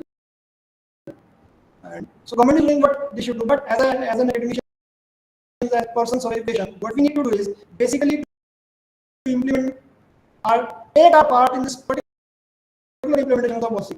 And for proper implementation, it requires the educational leadership at the top of the higher education system, which can motivate all of us to work for the betterment of better implementation of the policy, and not only for the better implementation of the policy, but for the betterment of the future of our younger generations and for this nation. If we take a look back at this education system that we are having till now, prior to implementation of the policy, we were having a very fragmented higher education system. You know, to manage the education system, we have different bodies at the hem of the office. Like we already know, UGC was there for giving grants to universities and colleges of traditional education system. We were having the vocational education board separately. We are having a AICTE managing the technical education on other part. We are having medical council of India managing the medical education of this country. And in medical education also, we are having an Ayush council basically managing the Ayurveda and other Unani methods of the education of traditional methods of medical treatment of this country. We are having a separate governing body.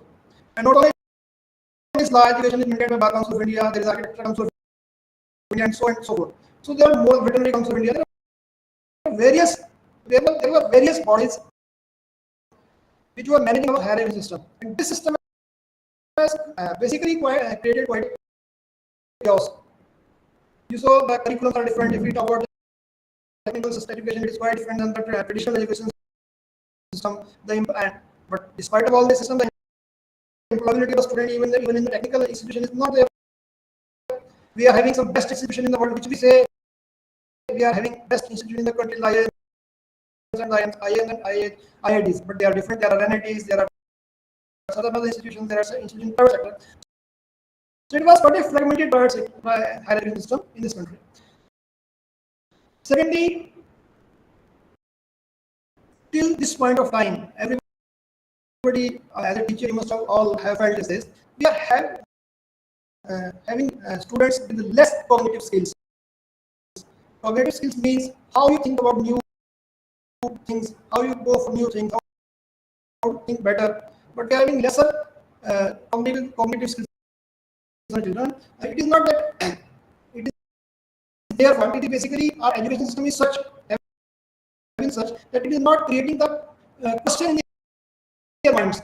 All of us teachers go to the classes, take the classes, we are delivering lectures, and you must have noted how many students are asking questions in the class, how many students are putting in your role in the class. Despite the availability of all kinds of information on social media and everything else, they are not putting any questions.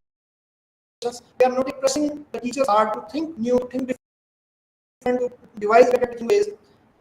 That is another thing. Third, and one of the important things was it was a rigid disciplinary method. We have rigid disciplines. It is basically after the 10th class, the student was ready to do the different streams. It is arts, it is science, it is commerce, it is non-medical, it is medical, and these streams went on till the completion of his education in the higher education, in post-graduation level. What does that created? The students were not having the movement, the facility from one course to another. For example, as a student of I have been a student of commerce, but if I would have wanted to get Sanskrit along with it, I had never that facility in my tenure as a student that I could study Sanskrit. I had some interest in Sanskrit. Or if I was a student of science, I would like to study English in detail, but I'm studying English, say for example, in the first year or first semester or second semester, the language part is gone. So these kinds of facilities were not there in the present education system. Similarly, the teachers, as all, we know the rigidity of the systems. The syllabus has to be maintained. The syllabus is maintained by the direct department, by board of studies, approved by the academic council, and the syllabus is implemented. Suppose a new thing is coming, cannot be implemented. It will not be implemented until it has passed through all the channels. So to teach, though as a teacher we have autonomy that in our class we can teach whatever we can feel good. But in kind of teaching the syllabus we are taking for 10 years, 15 years, 3 years, 4 years, 5 years, and we are reading new things, but we are not able to tell them about the syllabus. Though we may take some class on a new thing, we will discuss in that new thing, but it was not possible in the existing system to develop a whole session for preparing new course and start teaching it straight away, like in the Western countries.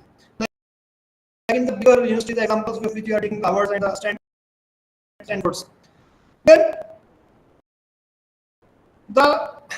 for the teachers also, the progression in careers have not been that easy.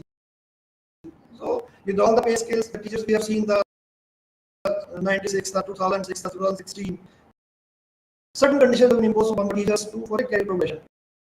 It is okay, condition to be there so that everybody should work for fulfillment of those conditions.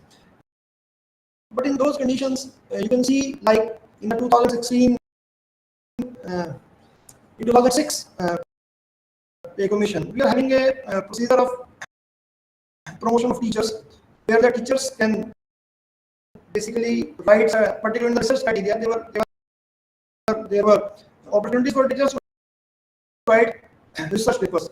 And as soon as the criteria was launched after a few years, as a pay commission was implemented in 2009, I think it was, say in the next 2-3 years, a lot of thousands of journals appeared in which you can send your research paper with and give some money and that paper is published. And you are not only doing this, they can also change. You can write a research paper now and get it published back on the back date in the back issue of some journal and fulfill your condition. So when the condition was implemented, the thought behind in the minds of the planners would have been that teachers should be encouraged to do more research.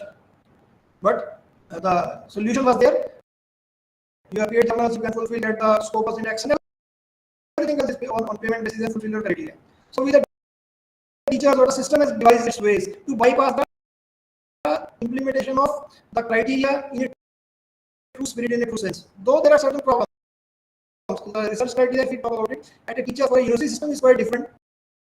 The conditions for a university system are different. Instead of a college teacher, the conditions are very different. But the criteria was same because the criteria should have been same because the promotion criteria, channel, pay condition, pay fixation was same. So criteria was also implemented in the same way. But that created certain problems which are later rectified. And UGC is still coming with UGC care list and everything. Every year the list is revised, new journals are added or some are deleted. These things are taking place till now. And in this whole system, what led to us the merit-based career progression of a teacher. We all know, we all the teachers know at the core of our heart, we can judge ourselves how good we are in the classes, how good my colleagues in his or her classes. But still, when the time of promotion is coming, everybody is saying, if I do fulfill my condition with genuine true research, with lot of labor, I am getting the same pay, same promotion criteria, same time that I have to spend in the same pay scale or pay grade. And but instead of this, some of my colleagues or some of other colleges or institutions, we all know there are certain people like this.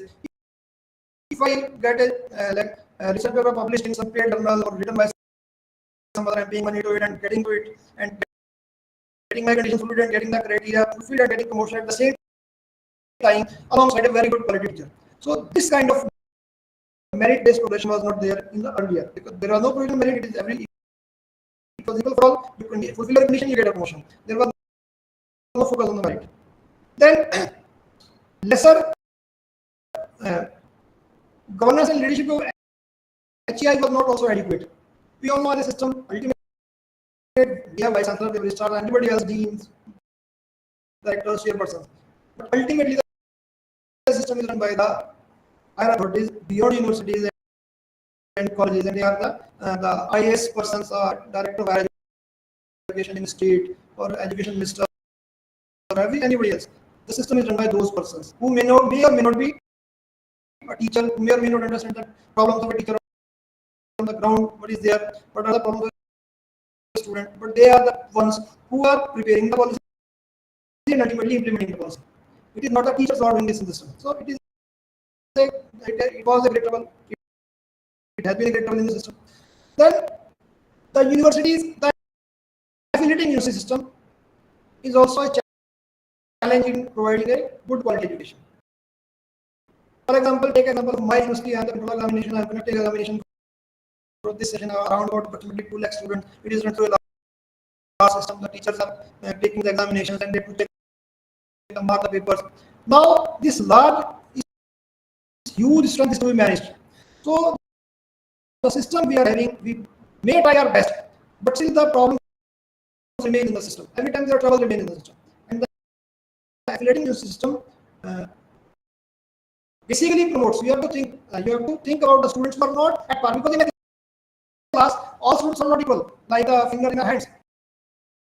So when the system is same, students are unequal, the capacity of students are different, then the same system we need to implement. We have to somehow make adjustments to take along the students who are not that capable in the system. So as a teacher, it is a duty of us, we should take along those teachers, students also, but there is no separate mechanism to treat them separately. What is happening as a result? The quality of education, the standard of education, we may feel sometimes has kind of lowered. Now, when this policy has been implemented, what is policy? Now, these are some of the problems, though not the all, but some of the few of the problems which I had experienced during my entire tenure of teaching and now as a part of education administrator. What I'm saying, the similar there are certain problems. There are certain solutions inbuilt in this policy which are not there. One of the most important part of this policy have been, we are moving towards a very multidisciplinary kind of system, undergraduate education basically. The education policy is talking about the multidisciplinary education. But what does that mean? We have now moved forward from the system of art science commerce.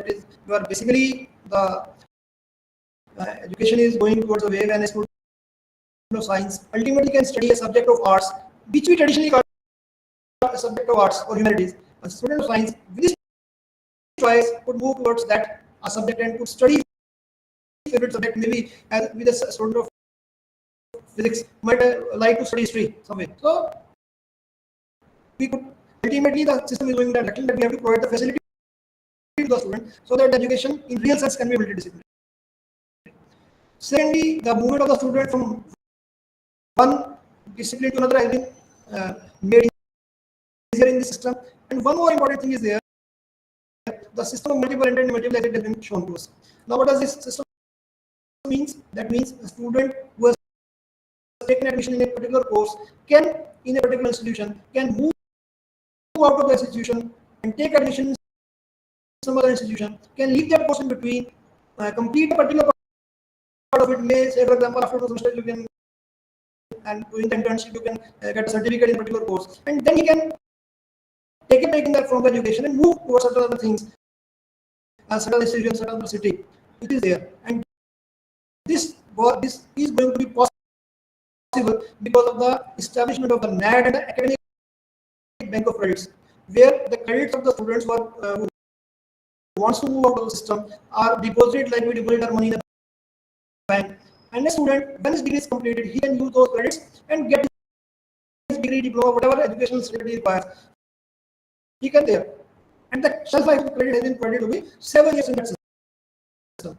It means that if I go to the system now this year, after doing the internship and getting a certificate, I can complete my degree of 3 or 4 years degree. Say, for example, within the next 7 years, whenever I feel free.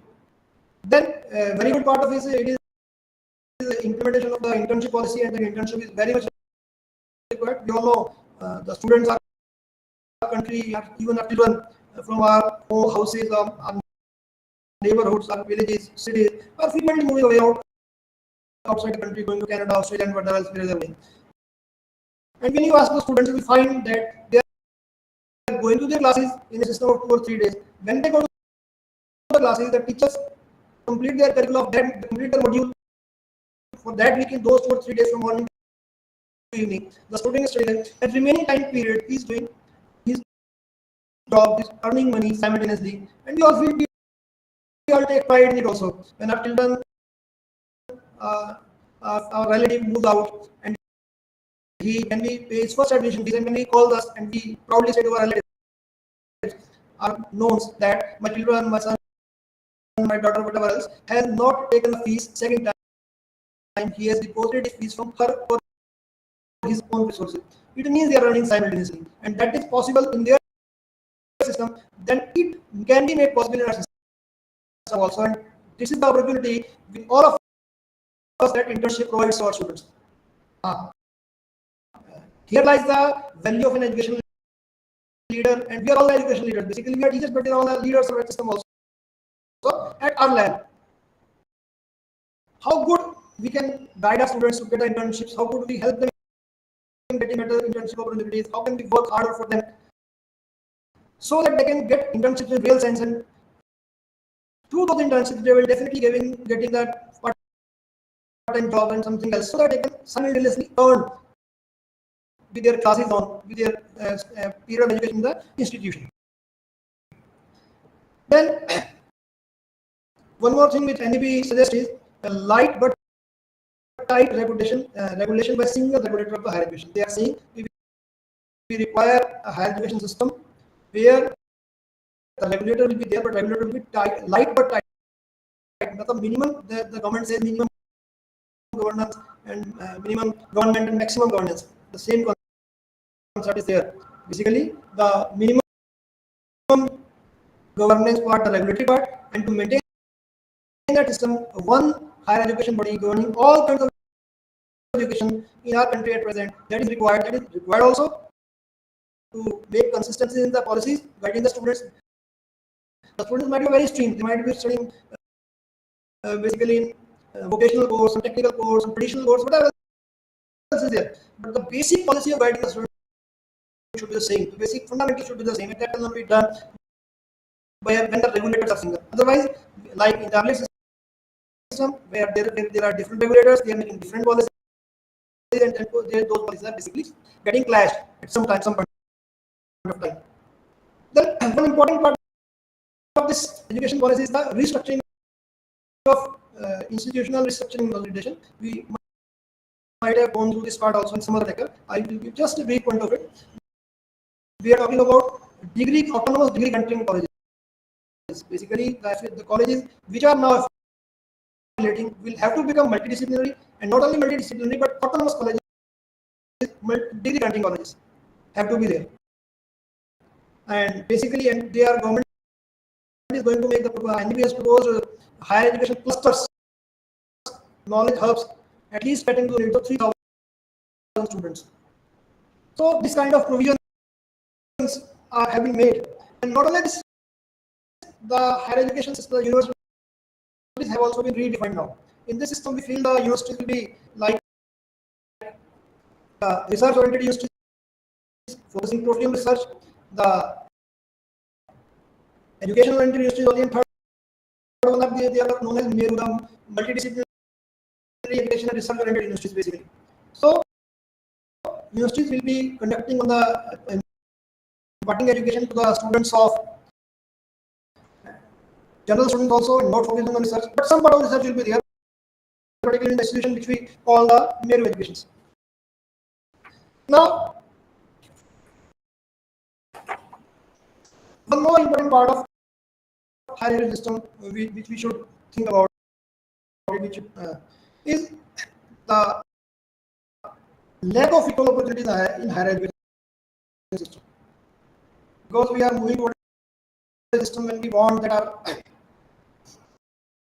enrollment of higher education must increase to the level of 50%, which is around about 28 to 10% at this point of time. So to take it there should be ample opportunities available to all the persons, all the aspiring individuals who can get admission into the higher education system.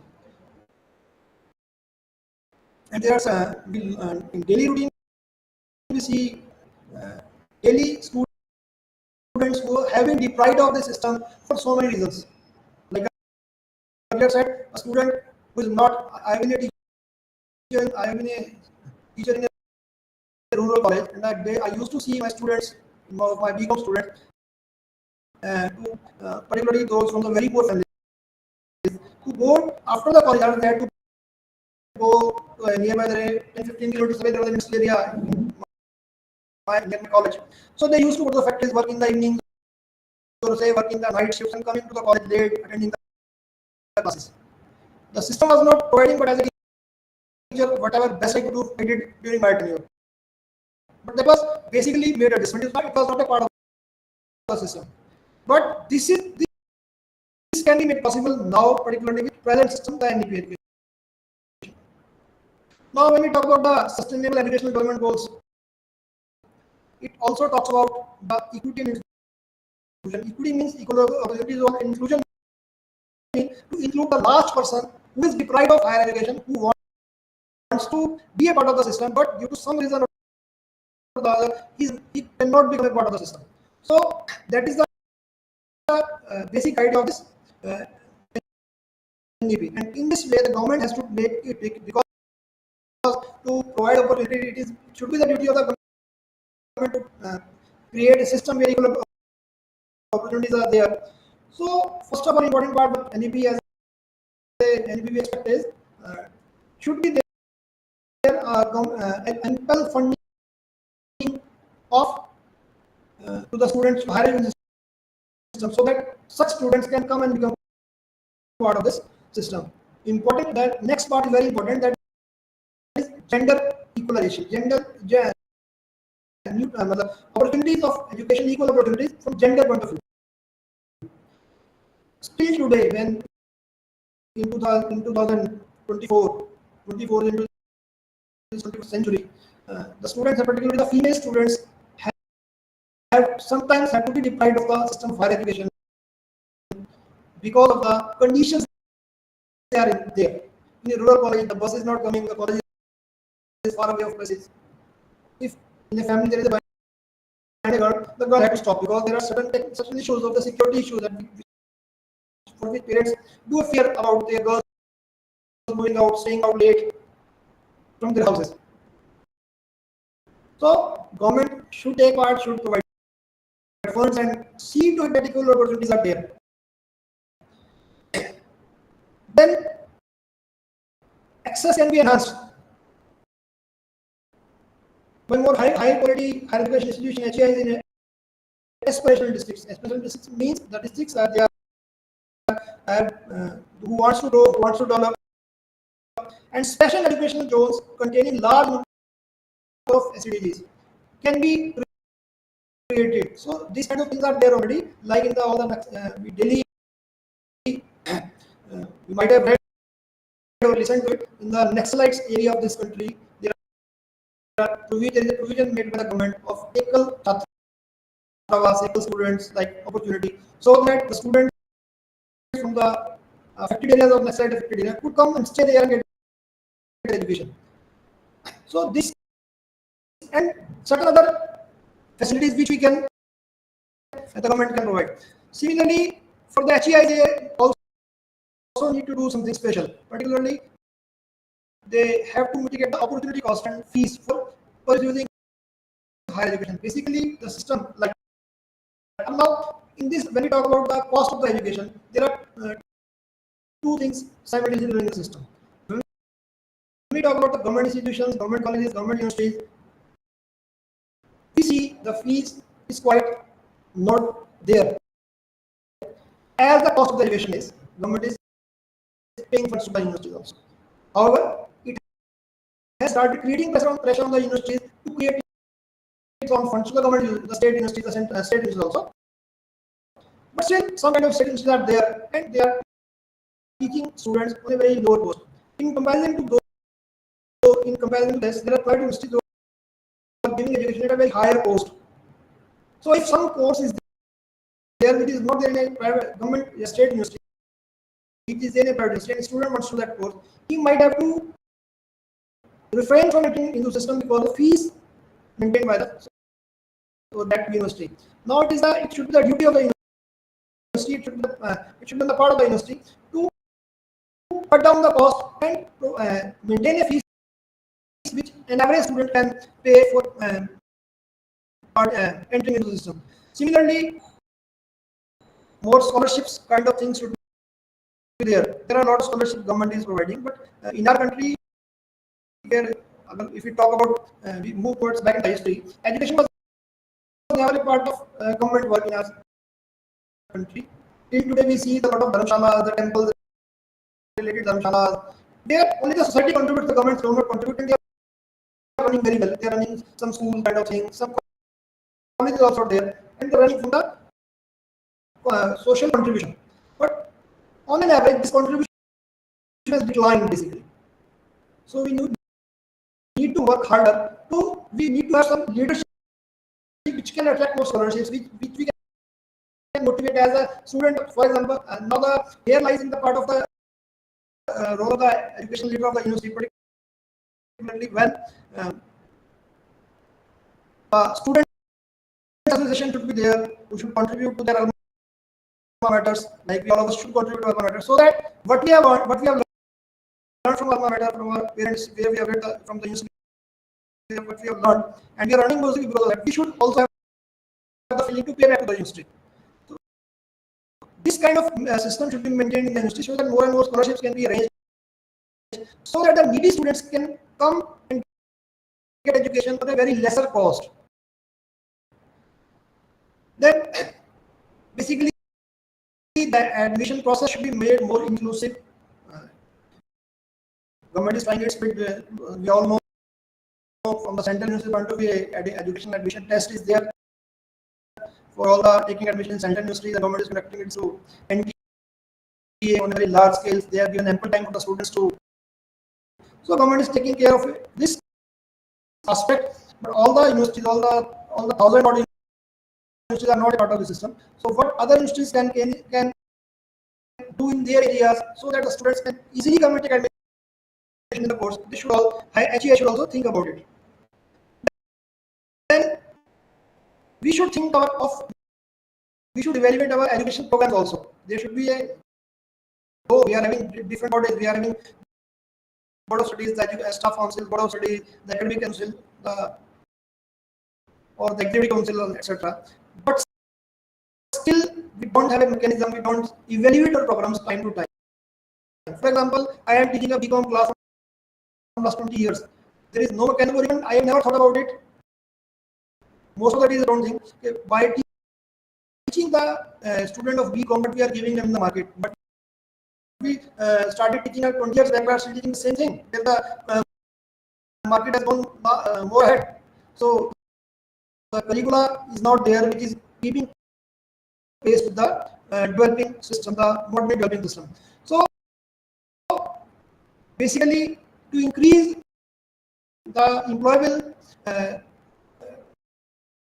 employability of our course, of our students, we need to devise the courses, we need to devise the syllabus, the curriculum in such a way that the students, as soon as they complete their degree, complete the education, or even during the continuation of their education, they can get a job or start a business, whatever else it may be.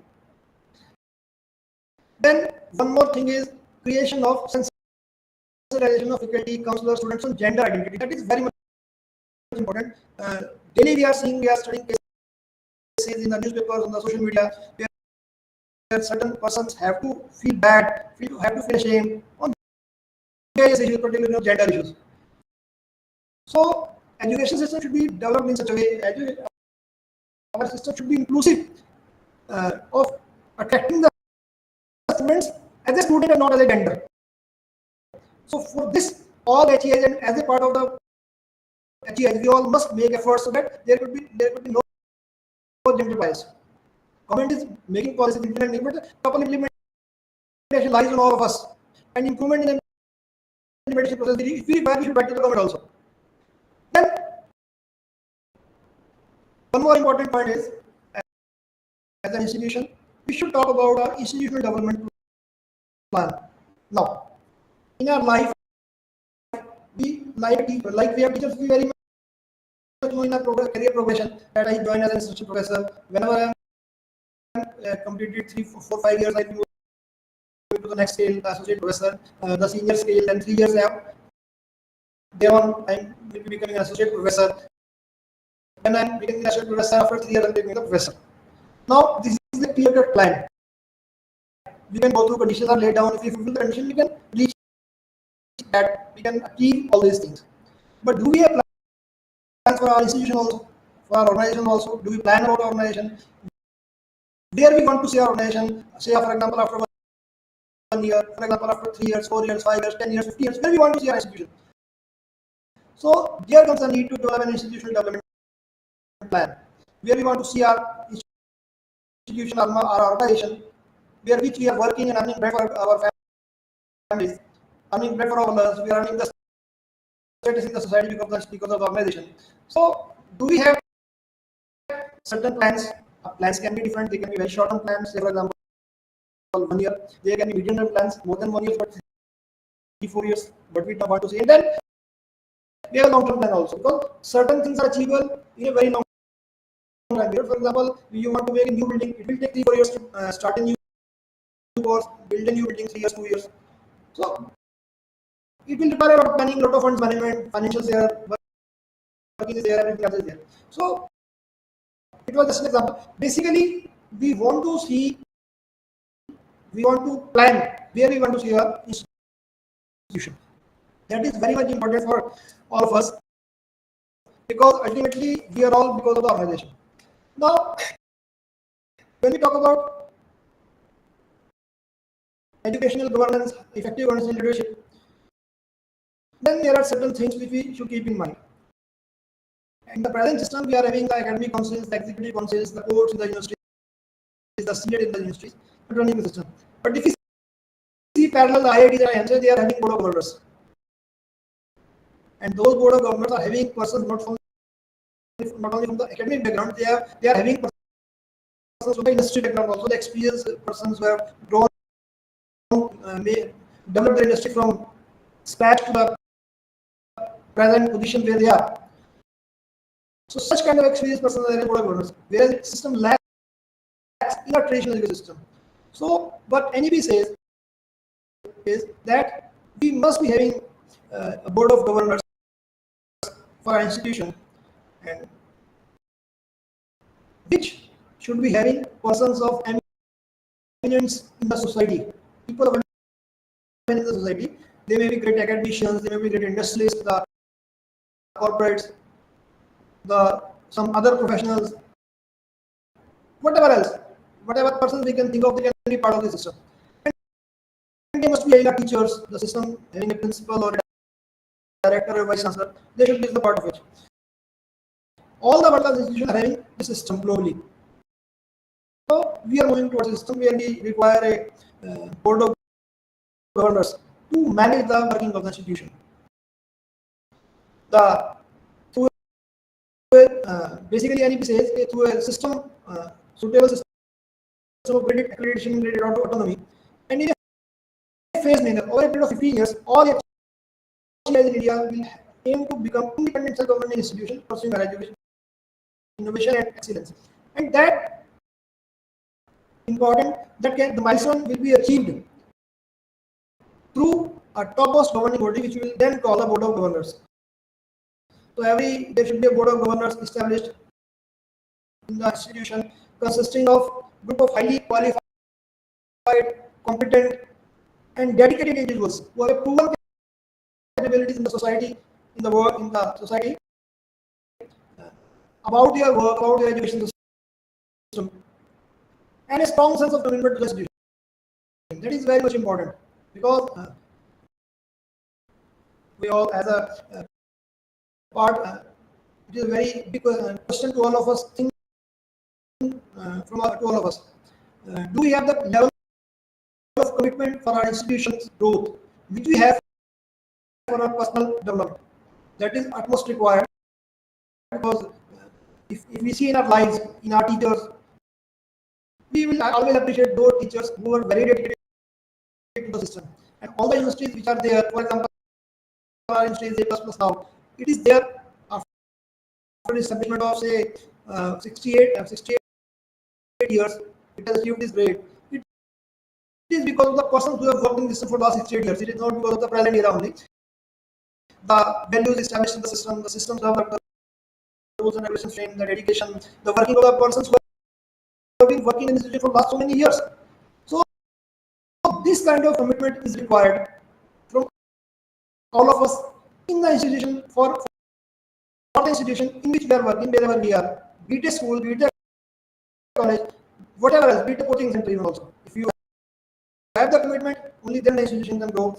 So that is the part of that is the basically purpose of establishing a board of governors, and it will be as NDBCs. So it will the future only will tell will it be the same or not. Like we talk about autonomy to universities also, but the autonomy in real sense only remains for a particular say syllabus only. What I feel. Otherwise, autonomy is quite missing, particularly in implementation of starting new courses. It will require funds, and for creating new positions in the university, you have to everything. You have to ask the every time you have to ask the government, and it is the government's sweet will whether they wish to fund us or not. So let us hope that the autonomy in true sense prevails for the future also. So the perception about the board of governors will be that they will be free to govern the institution without any external interference. They will be free to make appointments, including the head of the institution. Now, the person, the head of the institution, is very important part of the system, because it is the person head who is the key factor, who is the key figure in the institution around which all the systems, all the policies, all the things prevails. If that person is very competent, very highly skilled, the person with lot of enthusiasm is there, motivation is there, you will definitely find the institution growing. So the selection of that person is very important, and board of governors have been entrusted with this important task of selecting the head of the institution and take all the decisions regarding governance. Now the head of the institution will be part of the system, but he will not be there to take all the decisions. The decisions will be all the decisions will be taken by the board of governors. There shall be legislation that will supersede any contravening provisions of earlier legislation. Now, the new legislation are required. The governments have to change their because they will have to make new provisions in the acts, because when a university act is to be passed, it is to be passed with the state assemblies. So the mind makeup of the our educational leaders, basically the our representatives, the people's representatives sitting in the assembly, so that they can ponder upon, they can debate upon important issues and create such environment for creation of such a smooth transition from the traditional system to the earlier system to the modern systems. Now, to establish a board of governors, we will require some very good persons, whom we are saying that they should be persons of high repute in the society, in their proven leadership, proven success, eminence in their particular fields. So, for this to happen, we will require a body. We will require an expert committee to always think, because every system there is a time for a person to work in a system. Even in our system, we are going to retire in a system in a state 58, 60, 62, 65 years from higher education. Now, when a person is retiring, somebody new has to come in to take his position. There should be a smooth transition. At present, it is not there. The teachers are retiring every month. I'm seeing in my institute also, but the appointments are not having that proportion. Teachers are retiring, appointments are not there. So, what this system perceives or think in future, what we think about in future, that the board of governors should be having a expert committee who will be thinking about the transition period occurring due to the change of leadership, change of guards, and for this they will be there to find such people to take a track on the persons who are having such things, such academic brilliance, some important ideas, skills to take education system forward. So For this, it is also planned that all the HEIs will be incentivized, supported, and mentored during the process. This process is taken and shall aim to become autonomous and have such an empowered board of governors by 2035. This board of governors shall be accountable and responsible to all the stakeholders through transparent self-disclosure of all relevant reports. Like, we take the example of all the corporate houses. They have to publish their financial statement at the end of the year after a certain time period. They have to not only they have to publish in the mark in their website. It has to be there in a newspaper. It has to be submitted to certain organizations like CBMS, their listing, there are other listings, etc. All the legal formalities have to be completed. Similarly, the HEIs, we basically publish one thing only, the result in the website or in the market. Otherwise, we normally don't publish our records. So, what we feel, what the NEP suggests, that board of governors should be competent enough to make all disclosures required to be made in public to be taken to the public, and all the relevant reports which should be there for the public should be there in the public domain, and it will be responsible for meeting all regulatory guidelines by mandated by the Higher Education Council, Higher Education through the National Higher Education Regulatory Council. Yes, this is very important part, that in the new system we are talking about the Higher Education Council as a whole, which will be having its 4 fundamental aspects of there, and it will be there. The Higher Education Council of India, which will be having a National Higher Education Regulatory Council, which will be making the rules and regulations for guiding, for tracking the higher education system, for rules and regulations for to be followed by all the higher education institutions. There will be some accreditation council in this part, which will be taking care of all the accreditation status. Though we are having accreditation council, the Indian Act is there, but to improve upon this is there, because every now and then we study reports which are not very good, which do not add very good to the reputation of the existing mechanism. So that part is also there. Then the duty of this board of governors will be to complete all the regulatory guidelines mandated by the HCI and through the National Higher Education Regulatory Council. All leadership position and head of the institution will be offered to a person with them. Now, what kind of a person we feel should be there as a part of our board of governors or our head of the institution? So, should be offered to a person with very high academic qualification and demonstrated administrative and leadership capabilities. Now, these are very two somehow. As teachers, we are all very highly qualified, having PhDs and all kind of research accolades to our resumes. But this is also true, particularly in a day-to-day working, we see that one of our colleagues, whenever he becomes a chairperson or a director or a principal, he is very good as a teacher, very good teacher, everybody else. But whenever he takes the central position of head of the institution, he might not do that good, because it is definitely my experience, at least it is my experience. These are two very quite different things. You are very good researcher, very good teacher, highly qualified, but you may not be having such leadership capabilities to take the organization through. So the duty of this board of governors will be to identify such persons in the public domain which have both these capabilities and which can, if become a part of our institution, can take our institution forward. Who can have a very good overall vision of institution, who has attributes such as strong social commitment, belief in team. Now, I'm a very good teacher, but I'm a very good teacher in my class. I teach my subject very well. But when a function is to be organized, you need a person who can take along all the team so that the function can organize very well in a better manner. Who can plan better, who can take along the whole team. That is very important aspect, and that should be a very important aspect of the leader of the institution. Belief in teamwork, pluralism. We are the most plural society of the world. He should be having capacity to listen to all. Not only to listen to all, to imbibe their ideas into his own plan and take the institution forward. That is a very important part of it. Then, work in the society, we all are individuals. We collectively make a society, but we are all individual traits. So the education leader should be having a quality so that he can take along all the diverse persons in the working in the institution.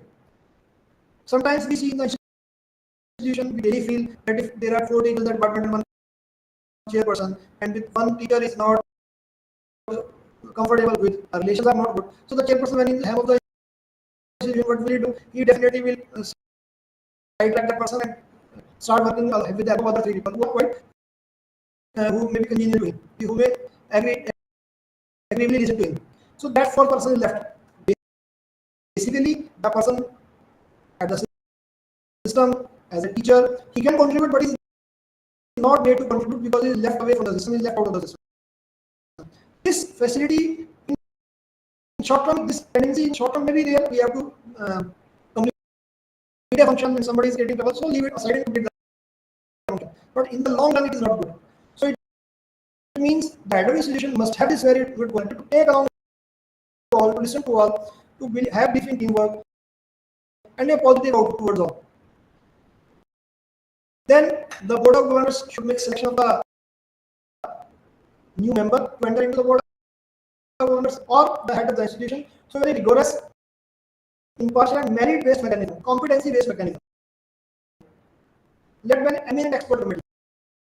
Now there should, as I talked about earlier, that there should be an expert committee to select. Now the expert committee should be having persons of some eminence, so that they can select some other person of eminence, and that person can, when joins the institution, can help in taking the institution forward. Similarly, the board of governors should ensure the coming fellow, the member, the head of the institution, a kind of stability in his tenure, because instability in the system is not good. So that should be a part of it. Should make good practices, define an institution's process. Similarly, the overall policy should not change. The leadership may change. It is definitely part of the system. Changes are constant, but the policies must not change. Policies can be improved upon, but the basic policy should not change, which we have planned as per our institutional development plan. So, for example, we have created our IDP now today for next say for next 10 years. So after 5-6 years, the persons will be there, and the persons who are working there may be sort of yes. But still, the person at that time should not think that the policy, the plan created 5 years back was not that good, was not that this and that.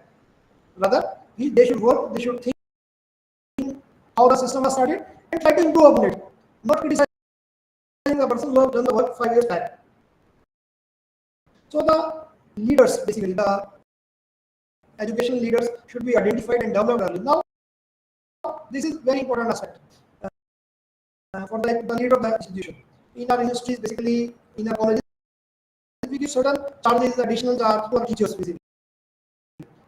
Some may be dean in the university, some may be head of the department, some may be dean of the faculty, some may be the dean of colleges, or dean academic affairs, or dean research or whatever else. In the colleges also we have been bursars, in charge of cultural activities, the NCC, the SS, the sports activities in charge.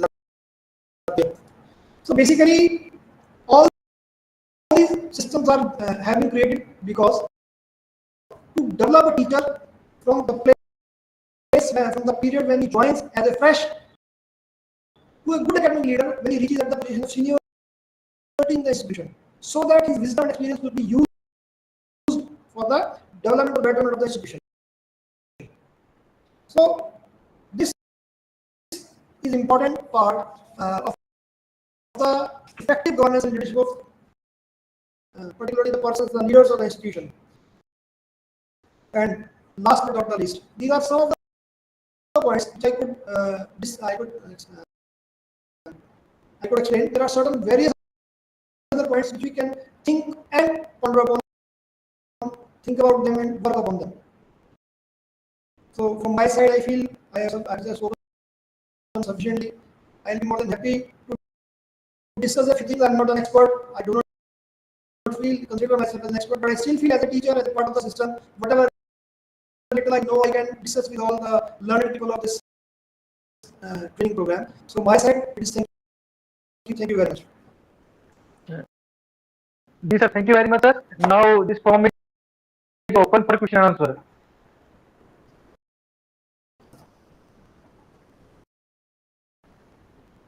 Department, our resource person, Dr. Ankit Prakash, have vast experience in this field of administration, and sir is controlling whole exam system for university. You may ask any pertinent question which you want to ask.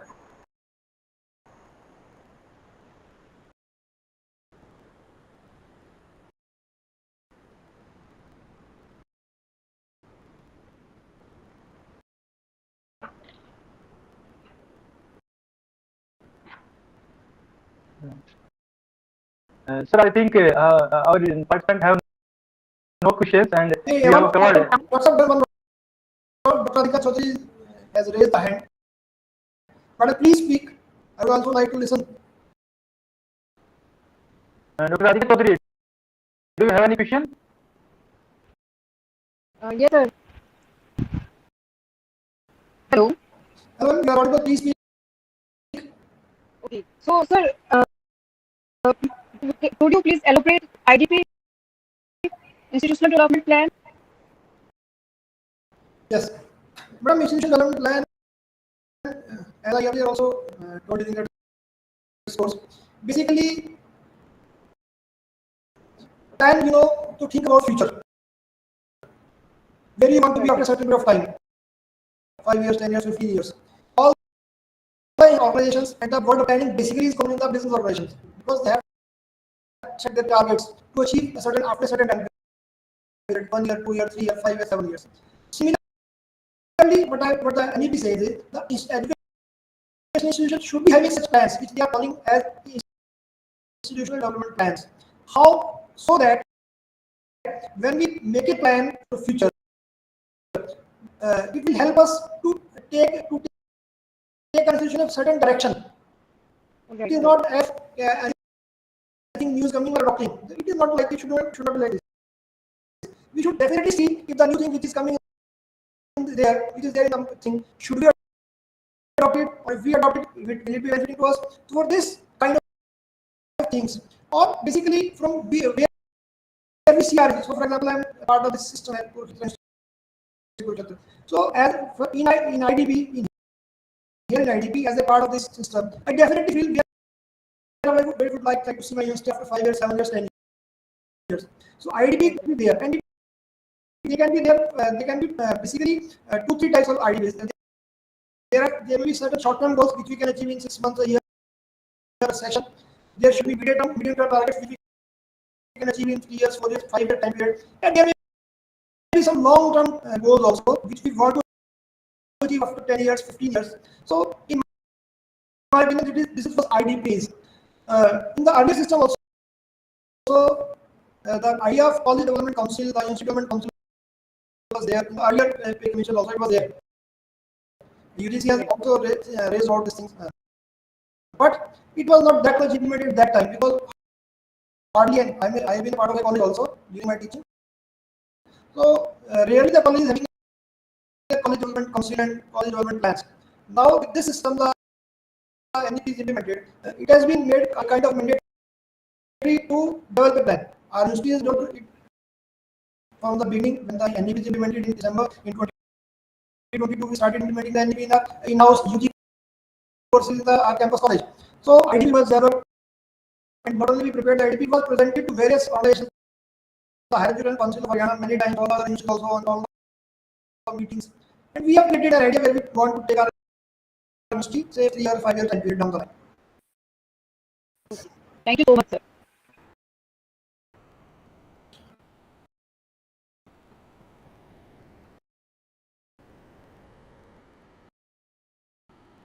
Dear participant, any other questions?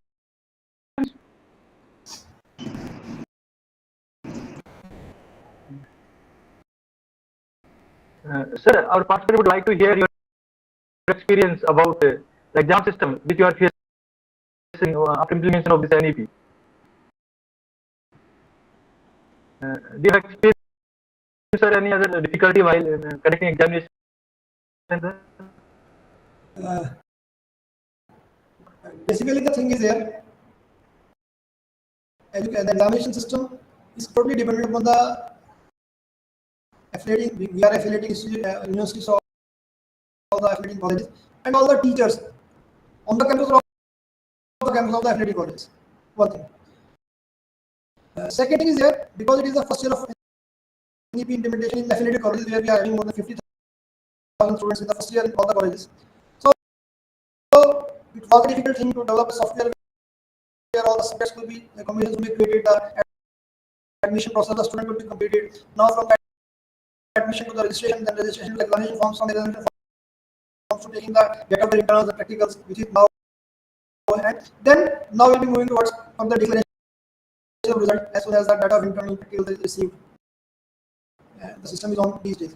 So it was, I think, difficult but challenging also, but with the help of a very good team in our university and very good staff with me in the examination branches, the leadership of the university, the vice chancellor, the dean academic, and all the teachers of my universities who have supported me, helped me in implementing the system.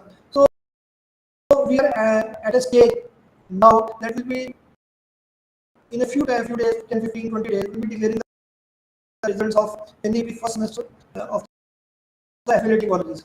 So that will be a not only a challenge, but I feel that will be very day of satisfaction for me as a also, and will be successfully declaring the results and giving the students their reward of their performances.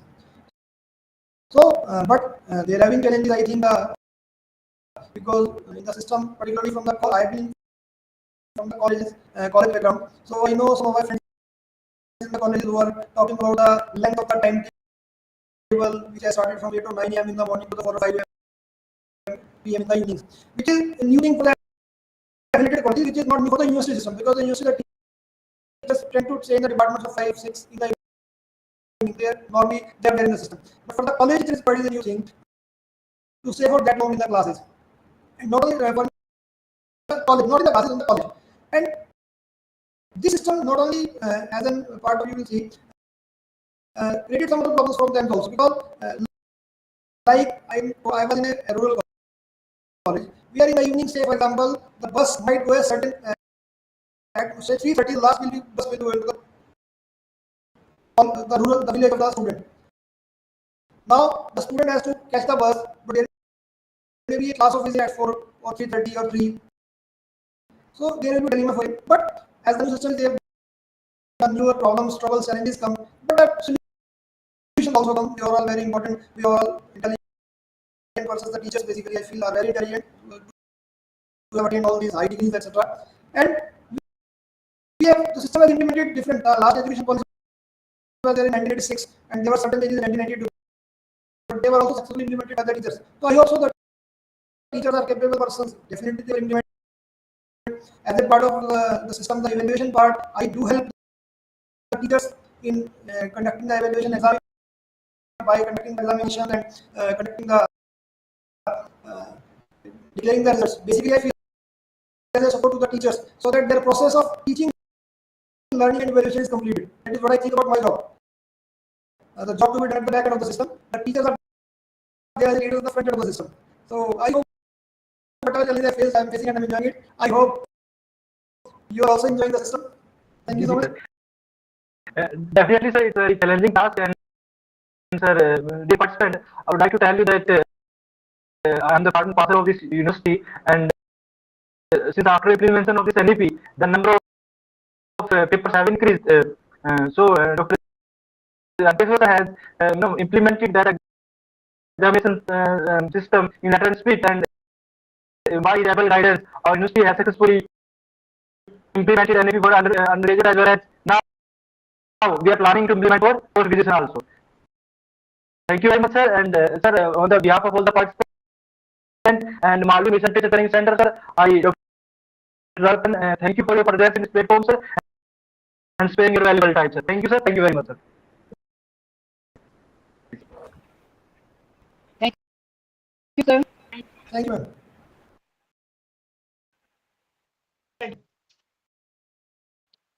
Thank you, sir. Yes, yes. Dear participants, we have another 20 minutes, and in those 20 minutes we can interact with each other. The participant who could not introduce themselves in previous sessions may continue now.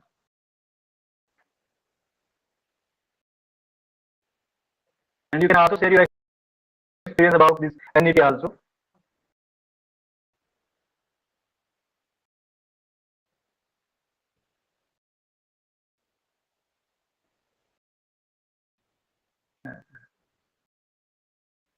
Dear participant, one more thing I would like to tell you that your attendance is being recorded in online mode. So you please join at the 2 o'clock and left after 5. You can say not before 5:15. If session is continuous. Sir, I have one question. Yes, ma'am, please. Sir, there are some programs regarding short-term diplomas which are going to be conducted in colleges. But there is a confusion that how we can conduct those programs. Means the certification, who will be provided that?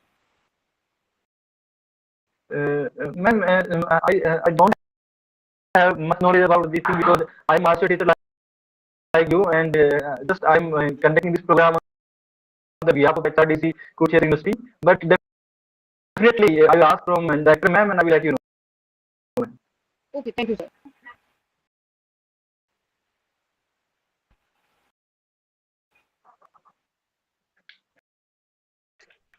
Yes, good Any evening. other question? Good evening, ma'am. Yes, sir, I'm from Dayal Singh College. I simply want to say something about NEP. As far as your position is concerned, you are a faculty member in PG department, but in colleges, Yes, ma'am. yes, sir.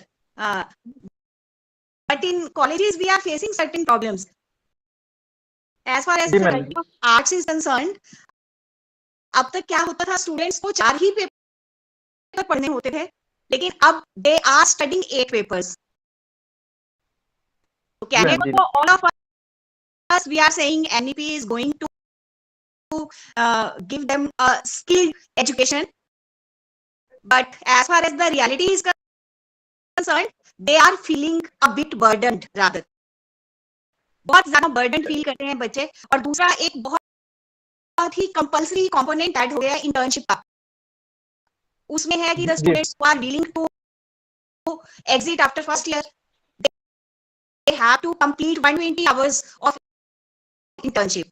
तो sir जहां तक तो professional courses की बात है, internship is very easy and they get easily those things. But as far as the students of arts are concerned, we are facing this problem of giving them internships. हालांकि हमारा college, I think we are going to be at number 1 by providing these internships for our students. लेकिन उसके बाद भी ये बहुत ही एक मतलब रियल सिचुएशन में जो बहुत डिफिकल्ट चीज है, वो बहुत ज्यादा डिफिकल्ट है सर. मतलब NEP से हम लोग तो बहुत ज्यादा सेटिस्फाइड नहीं है. जी मैम, आपकी ma'am, I can understand. I am also part of this system.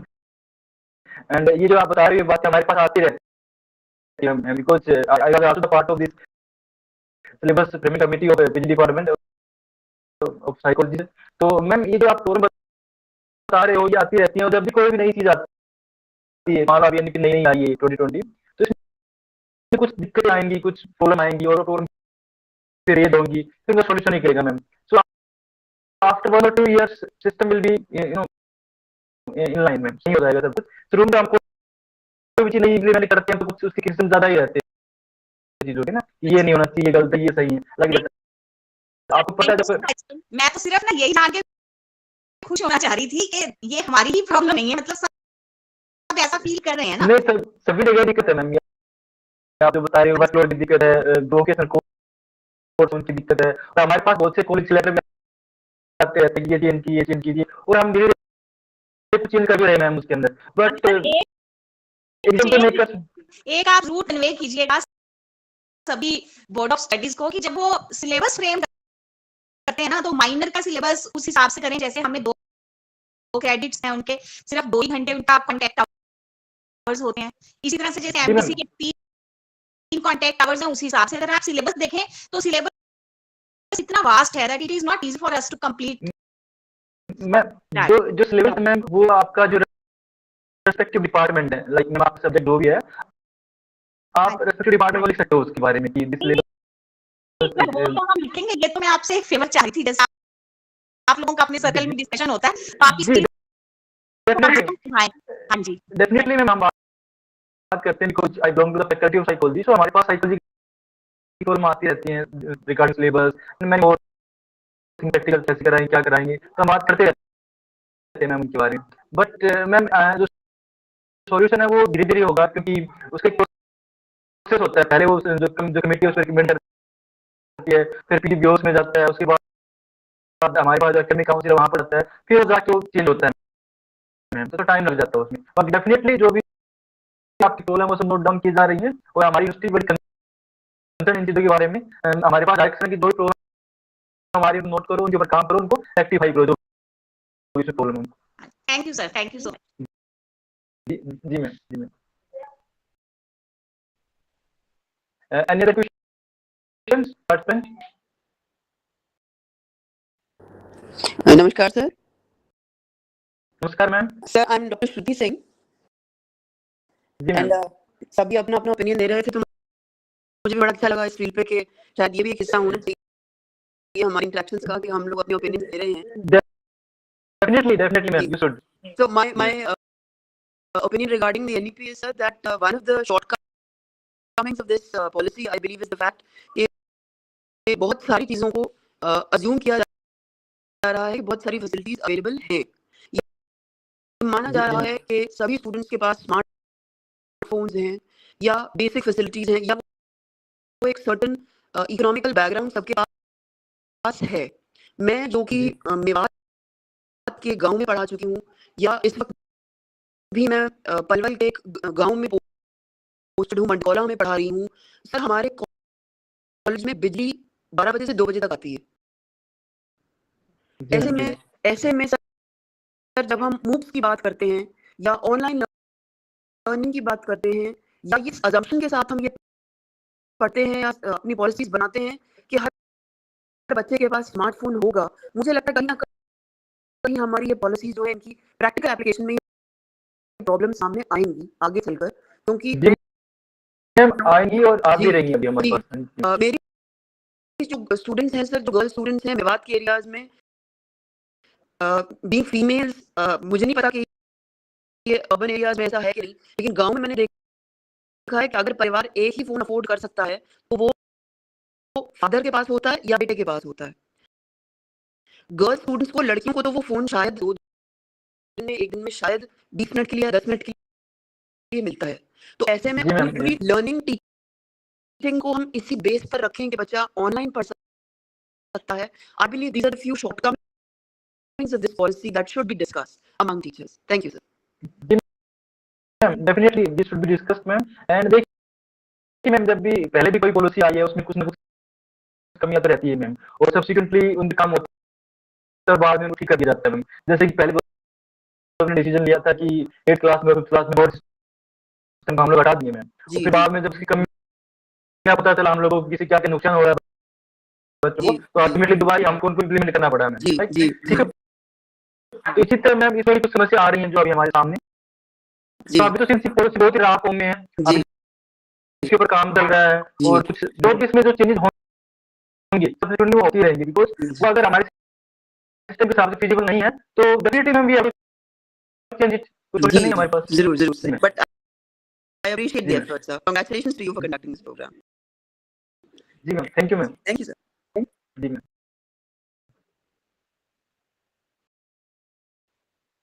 Did participant any other questions, any discussion, any interaction?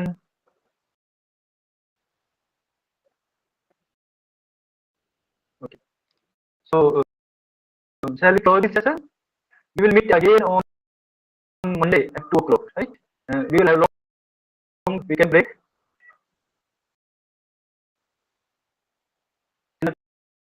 Good day to all. Thank you, sir.